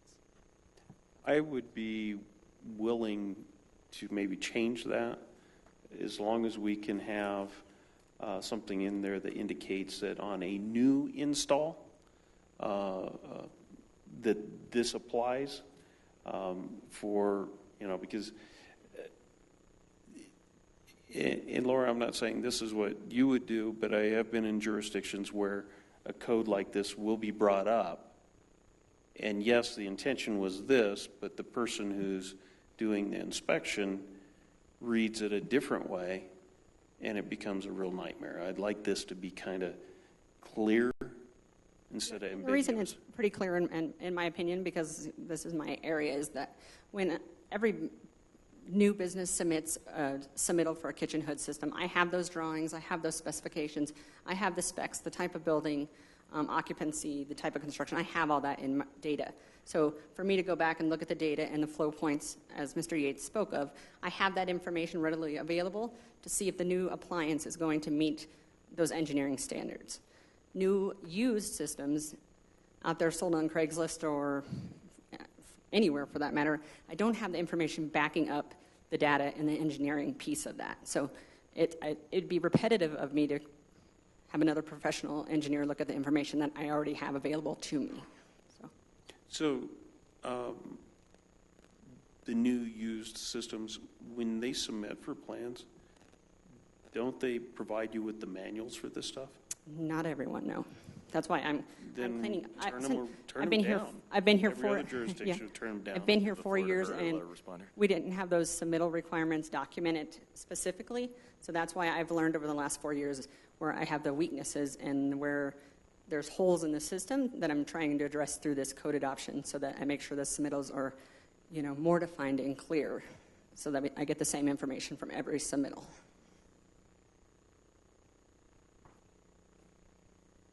Anything else, Councilmember Yates?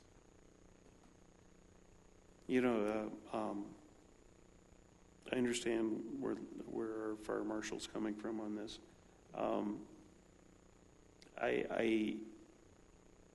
I'm not telling her what to do as a job, but any other jurisdiction, if you don't provide the documentation, you don't get to install it, period. If you can't provide the manual, if you can't provide the engineering specs or the requirements, you just don't install it. And having a licensed engineer, yes, they'll search that stuff down, but that's a responsibility of the installer. And I do get information, but with today's technology, everything is electronic. So some submittals are submitting information that is just something they've cut and pasted off of the internet, not necessarily something that's engineer approved or the original spec that came with the product. So I spend a lot of time researching that to make sure it's valid information. So this alleviates a step and makes sure it validates the information that we're getting from the professional engineer's point of view relative to the system that's going into the business. So I understand what you're saying, is there, that not all contractors are forthright and honest, and they'll just pull up anything that they can off the net and paste it, is what you're saying. I'm saying there's a lot of information out there available, and it takes a lot of time to make sure that that information matches the product submittal, where that's the job of an engineer typically, and that would save a lot of time and energy and liability on behalf of myself and the city and the business owners. Councilmember Yates, I'll suggest that, perhaps, two ways of addressing the issues that you've described. Joe, just 1 second here. As long as this is only used for new systems, new installs, I'll back off. Okay. Thank you. Councilmember Barenton. Is it only being used for new installs? Yes. Thank you. Thank you. Further questions? Seeing none, I'd entertain a motion. I'll make a motion that we pass it. I thought we already had that. Did we have a motion on the table here? Yeah, We I forgot. apologize. We're into discussion items here. I apologize. The conversation was robust enough where I forgot where we were. Thank you for the reminder.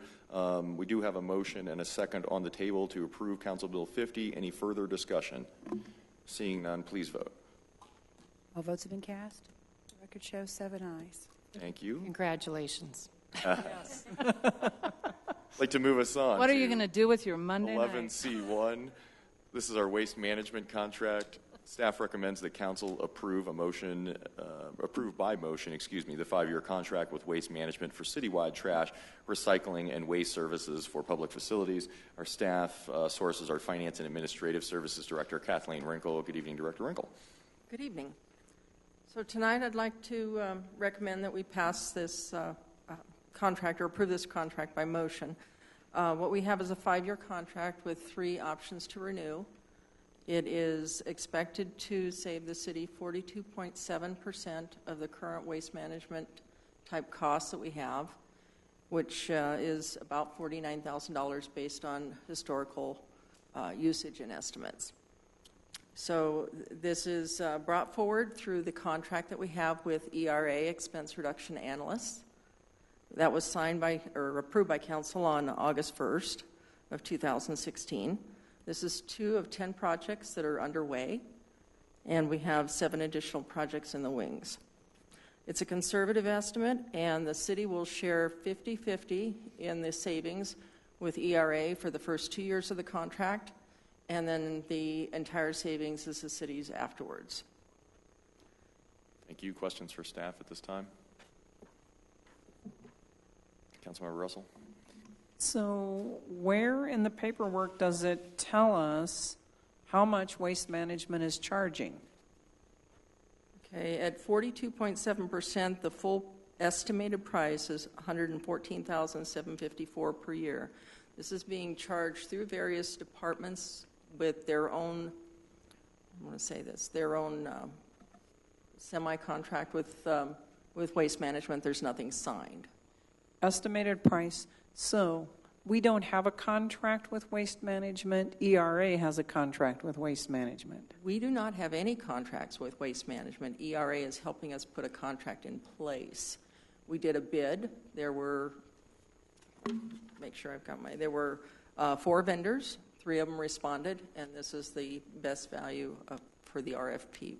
Just a point of clarification, Council, certain departments do have agreements with Waste Management for example, portable toilets. Parks has used them before. Public Works has an agreement for 30-yard roll-off dumpsters at their service center, but this would consolidate all those contracts into this one contract that has been put out to the public. Thank you. Councilmember Barrington. If we pass this, does the city have a contract with Waste Management, or does ERA? The city does. Okay, then I kind of think that's more what she was asking. Where is that number in the documents that we received for the 114,000, whatever, because I missed that? It's not in the documents. I calculated it so that if somebody did ask, I could provide that information. Point of clarification.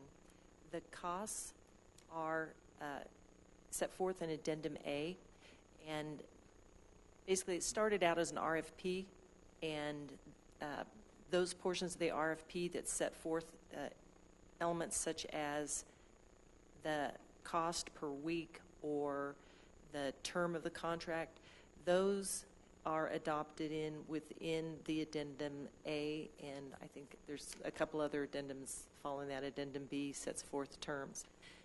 So there are costs included, but exactly what those costs will be depends on the size of the container that each of the different departments are using and the number of times per week those containers are picked up. Anything else, Councilmember Barrington? No other questions. Thank you. Councilmember Russell? So when will we know how much we owe ERA at the end of the first year, or? They do actually monthly audits.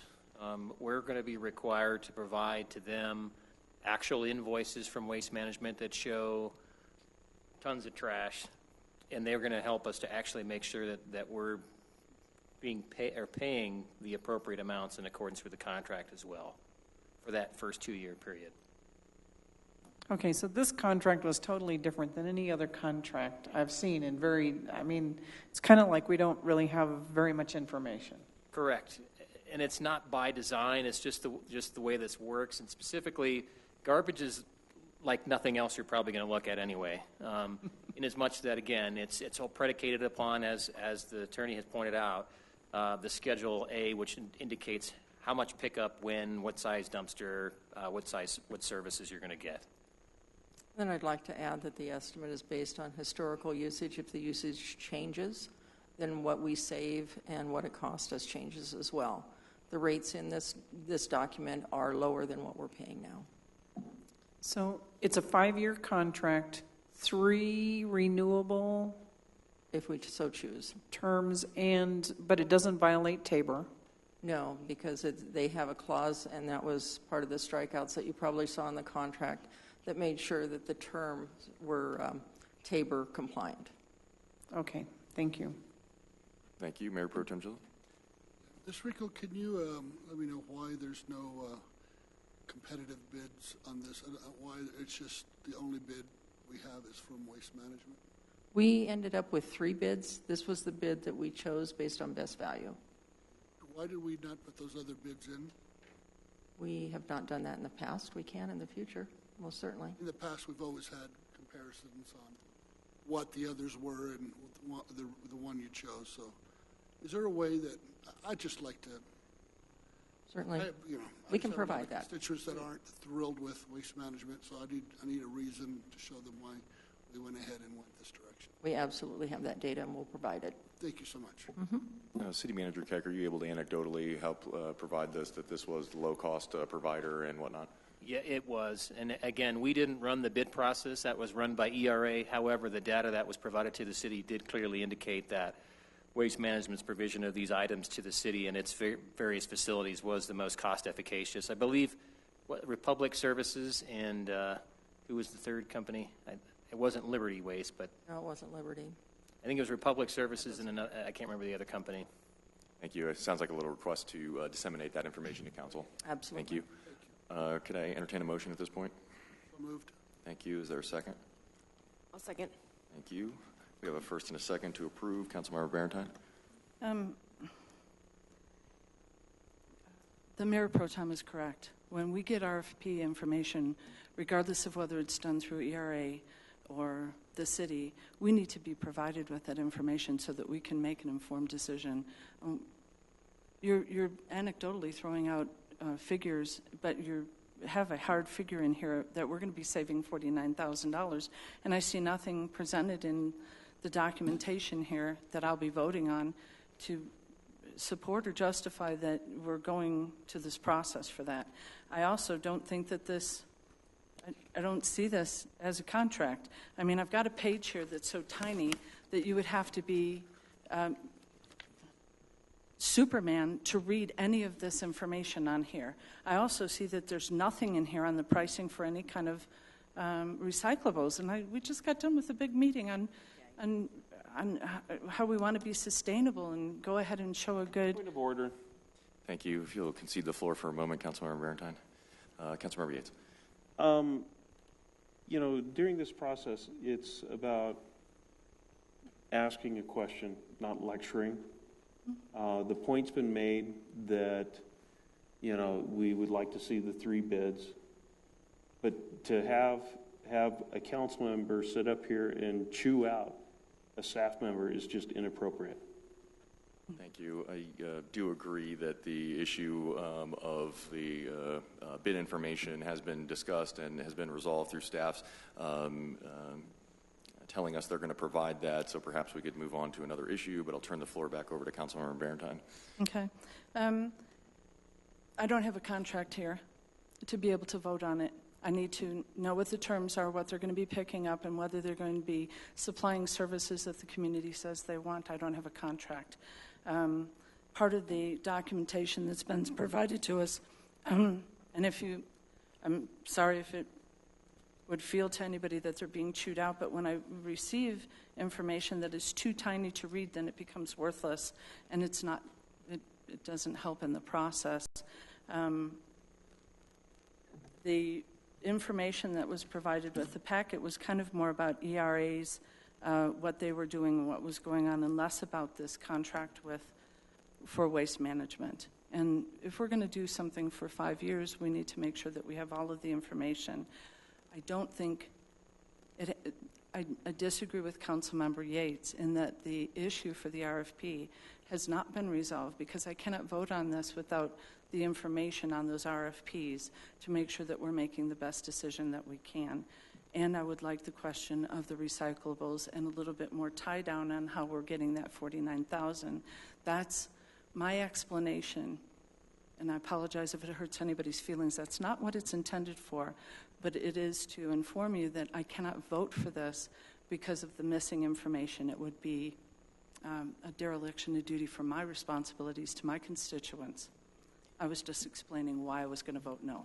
If you don't mind, let's just move on to Councilmember. We're not in the question mode. We're not in a question mode. Let's just move forward. Councilmember Olson. Thank you. Is Addendum B the actual contract?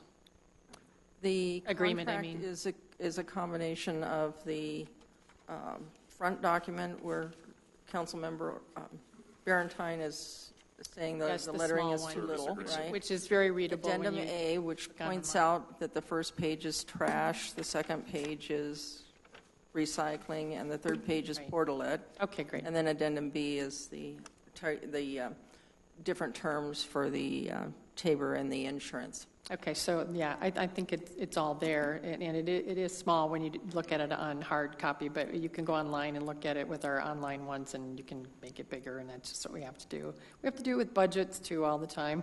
But so it looks to me like everything's here. It's just not maybe the format we're used to getting it, and so I'm fine to go ahead on this. I have to trust the staff that the 3 bids came in, and they've never done it in the past where they haven't. And if you're going to send us information after the fact, we find out it isn't correct, then we'll have a conversation then. Thank you. I feel this kind of the same way. I'm going to support this tonight. I do trust that City Manager Keck has reviewed those and that we have a low-cost provider. I don't see any reason to continue on with a higher-cost provider while we evaluate this further, as long as staff is dedicated to providing that information post so that we can provide that information if requested to our constituents. Any other comments on this issue? Mayor Pro Tem Gillett? I just want to say I will be voting a reluctant yes for the same reasons. We've always had comparisons, and I can read the contract on my computer, but I have to blow it up. So the contract is there, but I'm just going to trust that we'll get that information. That'll be okay. So I will be voting yes. Thank you. Councilmember Barentine? If we find out, I mean, we normally do get a process for the RFP so that we can get that information. If we find out, I don't understand why we're asking staff for information then if we can't undo the contract that we're voting on tonight. So what's the point? I mean, if we're going to just vote for it without the additional information, because if the information comes back and we've made a mistake or there were other issues that we should have looked at, I mean, I think knowing how many receptacles we have, what kind of process we're going to use, should have been in this contract to say, this is how many we're picking up. We know how many we have.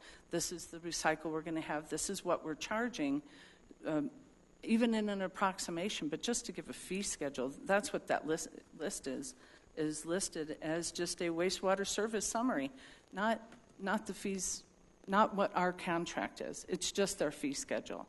So why are we asking staff to do information if we're going to vote on a contract today and it won't make any difference? We can't get out of the contract. Thank you. Again, I will be supporting this. Seeing no further comments, my thought, and just in response to Councilmember Barentine's concern, is that it would be a very different conversation. I don't think it would be regarding this contract per se. It would probably be a conversation around, hey, Mr. Keck, when you say something, we're relying on that, and what happened.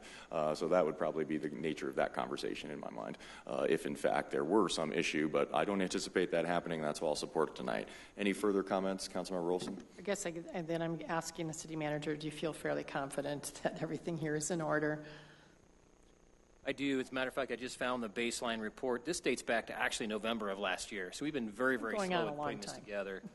The 3 companies it appears that did propose a bid were Waste Management, Liberty Waste Management, and Waste Connections. And I'll forward that to you right now. Thank you. Do you actually have their bid numbers? Maybe that would make people feel more comfortable. I don't. I can get those from ERA, and that's also where that 114,446 number came from. Came from this baseline report on how much the city spends annually currently on all those items. Thank you. Staff might need to provide a little bit of additional information that can help us actually, determine a ballpark price, because I'm imagining their quotes came in much like Waste Management and rate quotes rather than final bottom line numbers. And so we probably need a little bit of guidance on that, however you disseminate that. Further comments? Seeing none, please vote. All votes have been cast. Let the record show 5 ayes and 2 nays, the 2 nays being Councilmember Russell and Barentine. Thank you. I'd like to move us on to agenda item 12. This is general discussion under member's choice. We did agree at the study session to get an abbreviated version of the monthly financial report. Perhaps we can segue to that prior to individual member's choice. Absolutely. Thank you, ma'am.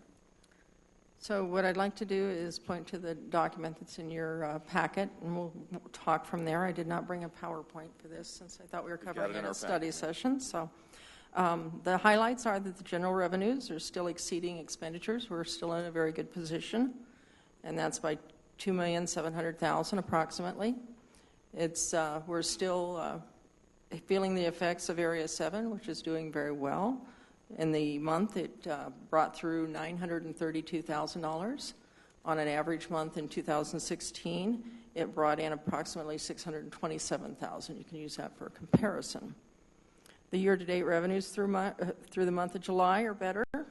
We're at 58% of the year, and we've collected 63.4% of the revenues, which is almost $500,000. So in going through the packet, there were some things I would like to highlight. The first page pretty much shows you a picture of what we just shared in the overview. On the second page in the revenues, I'd like to point out that what's driving most of our revenues is the sales and use tax. We've collected 61.5% of that at this point, again, through about 58% of the year. This is representing almost 60% of our budget. In the general fund expenditures, there are 2 units, or 2, I should say, areas that appear to be over budget, and I'll explain those. The city manager's office is at 67.6% through 58% of the year. The reason that's higher is because the fire contract is in there, and the there's 2 payments that hit us in January, so it's paid in advance. So when we hit December, there will be no payment, and that will come right in line. The debt service line, we pay those in May for the most part, and that's why that is at 92.4%. The rest of them are beneath the 58% of the year.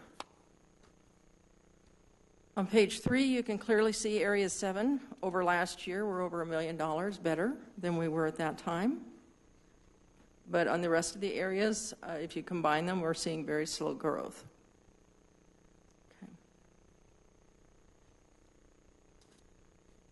A lot of the rest of these documents you've seen from the last quarterly report, they have not changed, and that would be true of page 4. Page 5, you will see that we've got the year-to-date revenue and expenditures in there, and it compares it to 16 and 15.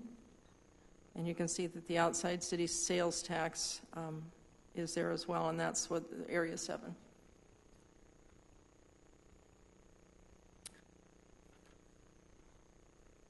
Page 6 through 8 have not had any changes since the last quarterly report. They're pretty much informational based on what we have for 17 budget and 17 expected.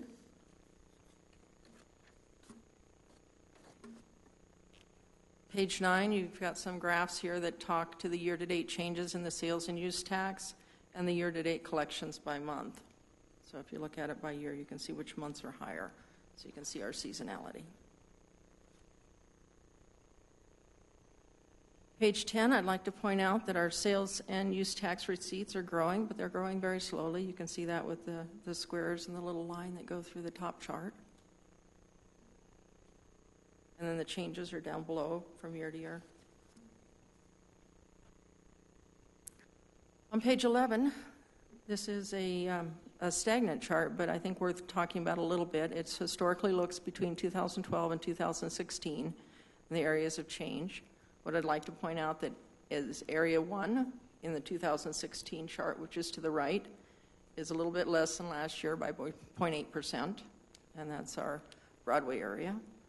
The use tax has increased over the last 4 years. Area 5, King Soopers, is up 8.1% over the 2012, over last year, sorry. And then Area 7 is up 21.5% over last year. Question regarding our sales tax collection areas. What year did we change the geographic areas? Do you guys recall? Are we looking at apples to apples here from 12 to 16? I worry that we might not be. Okay, maybe we can discuss that a little bit next time. I think it was about the same year that Kent Place went in. So you might want to look in that year span, which would be about 4 years ago. It was right in that time frame. Okay, so if it ends up being 13 or something, perhaps that might be a better indicator for us to look at when we're looking at comparing apples to apples on the geographic area. But perhaps we can talk about that next month. Absolutely. Please continue. Okay. On the next page, on page 12, the upper area is stagnant, and I should say stagnant, no change from last quarterly package. What I'd like to point out in the other sales tax related, which starts in the middle of the page, we have collected $264,000, almost $265,000 in sales and use tax based on audits with only 2 auditors. And that has just been a huge growth in the work that we've done from 16 and 15. The department has issued 229 sales tax licenses, and that's down from 16 and 15. However, we've gotten about 224 businesses that were closed. So we're kind of balancing each other out there. The lower section, again, is in history, and that goes through page...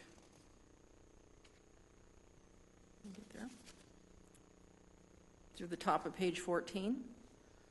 There have been no changes in the economic indicators since the last quarter. Those have stayed steady. And then we've got the history here for the general fund expenditures.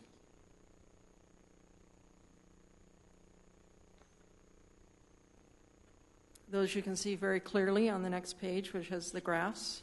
So it shows you graphically what that information is shared. There's nothing terribly exciting there.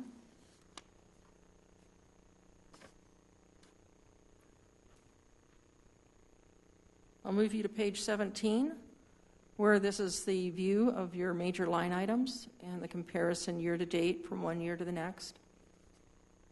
It's staying pretty steady. If you look at our year-to-date percent of budget at this point in time, it's fairly close, within a percentage point or two, maybe a few more, pretty close. And below it is the graph of the same. On page 18, the general fund transfers are the same as they were in the quarterly report. And the lower section where it talks about the general fund balance and the long-term asset reserve, you can see graphically on the following page. Again, those have been no change from the last quarterly report. The Public Improvement Fund on page 20.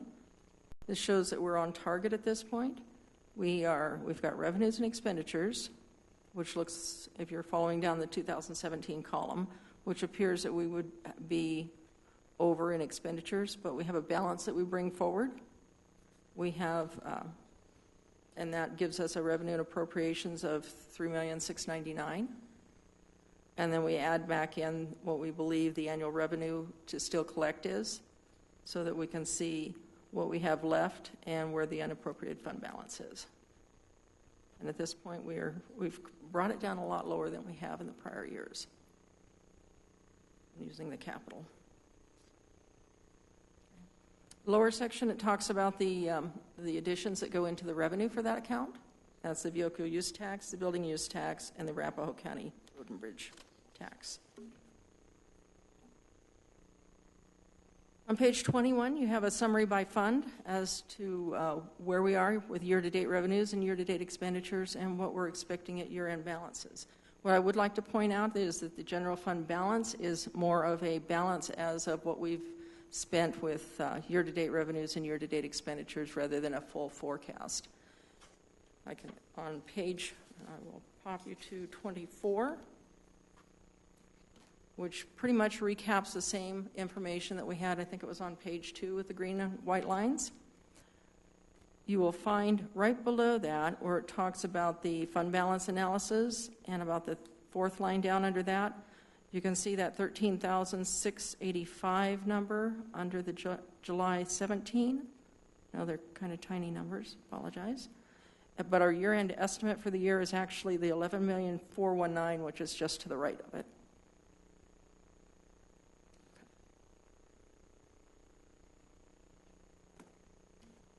On page 25, we show the year-to-date sales and use tax collections numerically and graphically.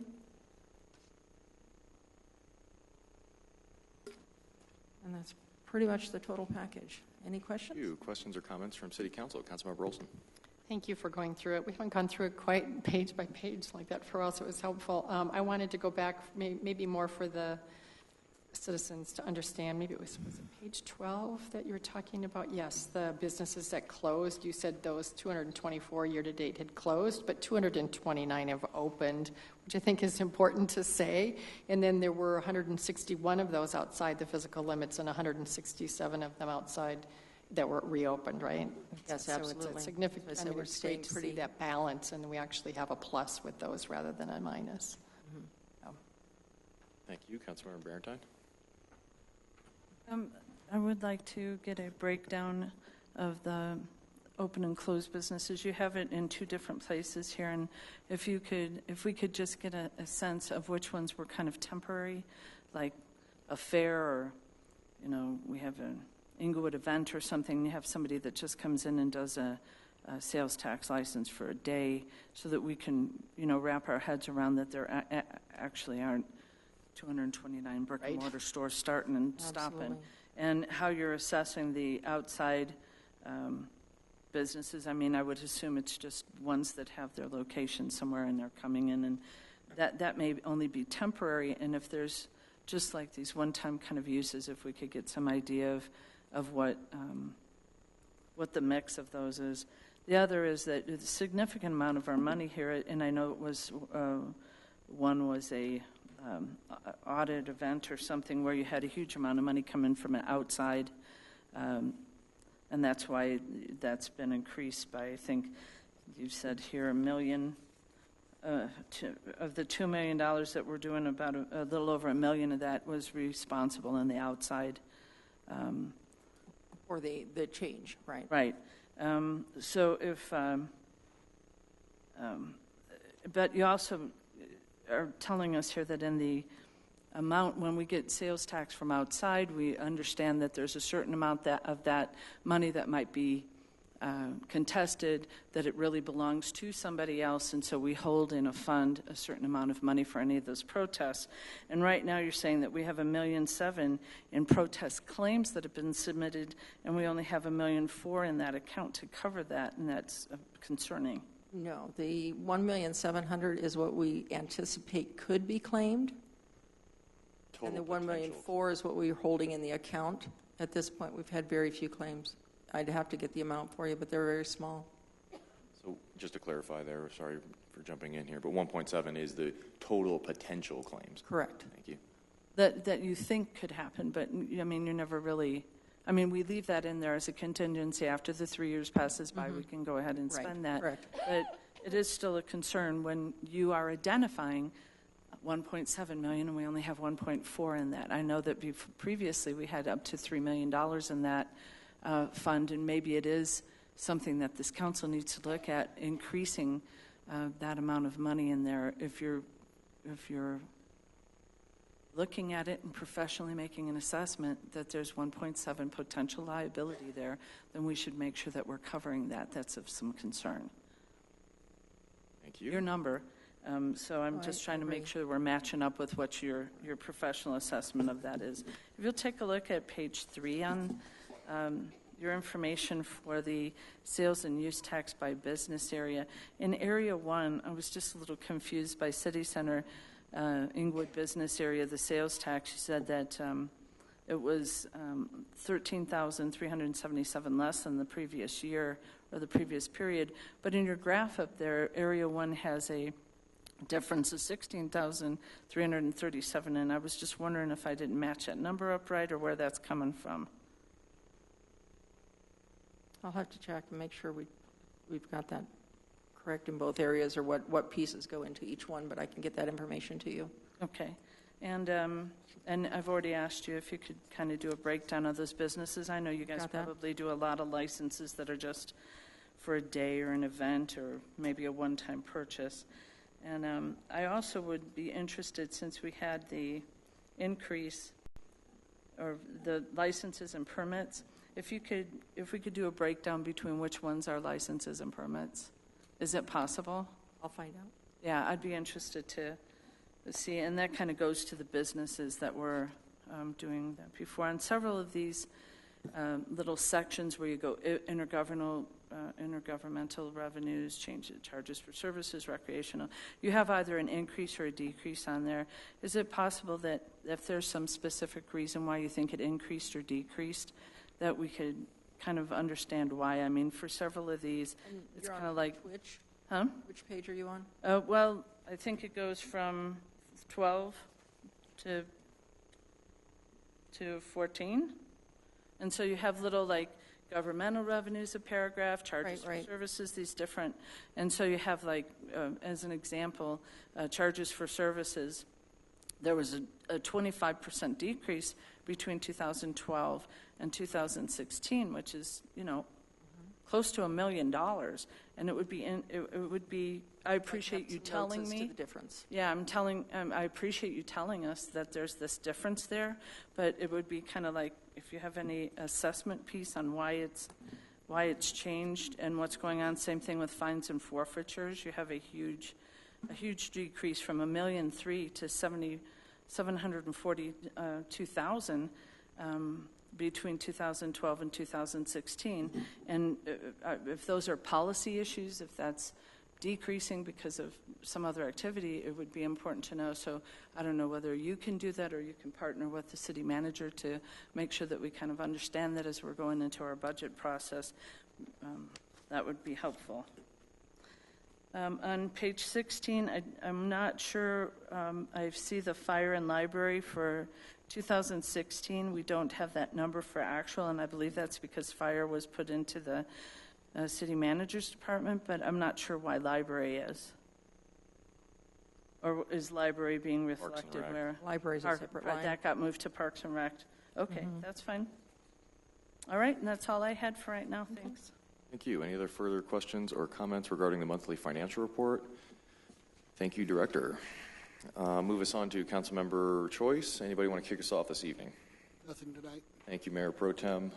Councilmember Martinez? Nothing from me. Thank you. Councilmember Yates? Last night, I went over to the neighborhood where the shooting was at, talked to the community over there. They're doing well. They did have some very kind words to say about our police department. They were saying that the officers were all very courteous. They were very patient because for some of them it was very emotional, and but the officers were patient and let them get their story out at their own pace. They wanted me to communicate that back to the police department. Thank you, and thank you. Councilmember Rolson? I wanted to echo the thanks for the work that was done on Ogden Street and follow up with a question about whether Tony Arnaldi, does she go back into a neighborhood like that that's gone through this kind of a stressful thing to just see how people are doing and see if there's any resources that are needed?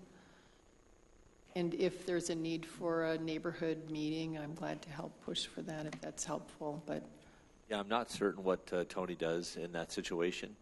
Most of the time, I think she waits to see if she's contacted by people in the neighborhood, but I can make sure that she does something on Nextdoor and at least get the word out that we have resources available. Yeah, that would be really helpful because Nextdoor, of course, had a number of things on about it, and I thought it was actually pretty well measured. But it would maybe if she responded there to say if anybody needs to reach out for any kind of services, that's pretty shocking for neighbors, in the long run. Maybe there's some help that they might want or need, or maybe they want to organize as a community and have her come talk about safety issues and things. I don't know, but Absolutely. I'd love to, and whatever I can do to be of help, that'd be great.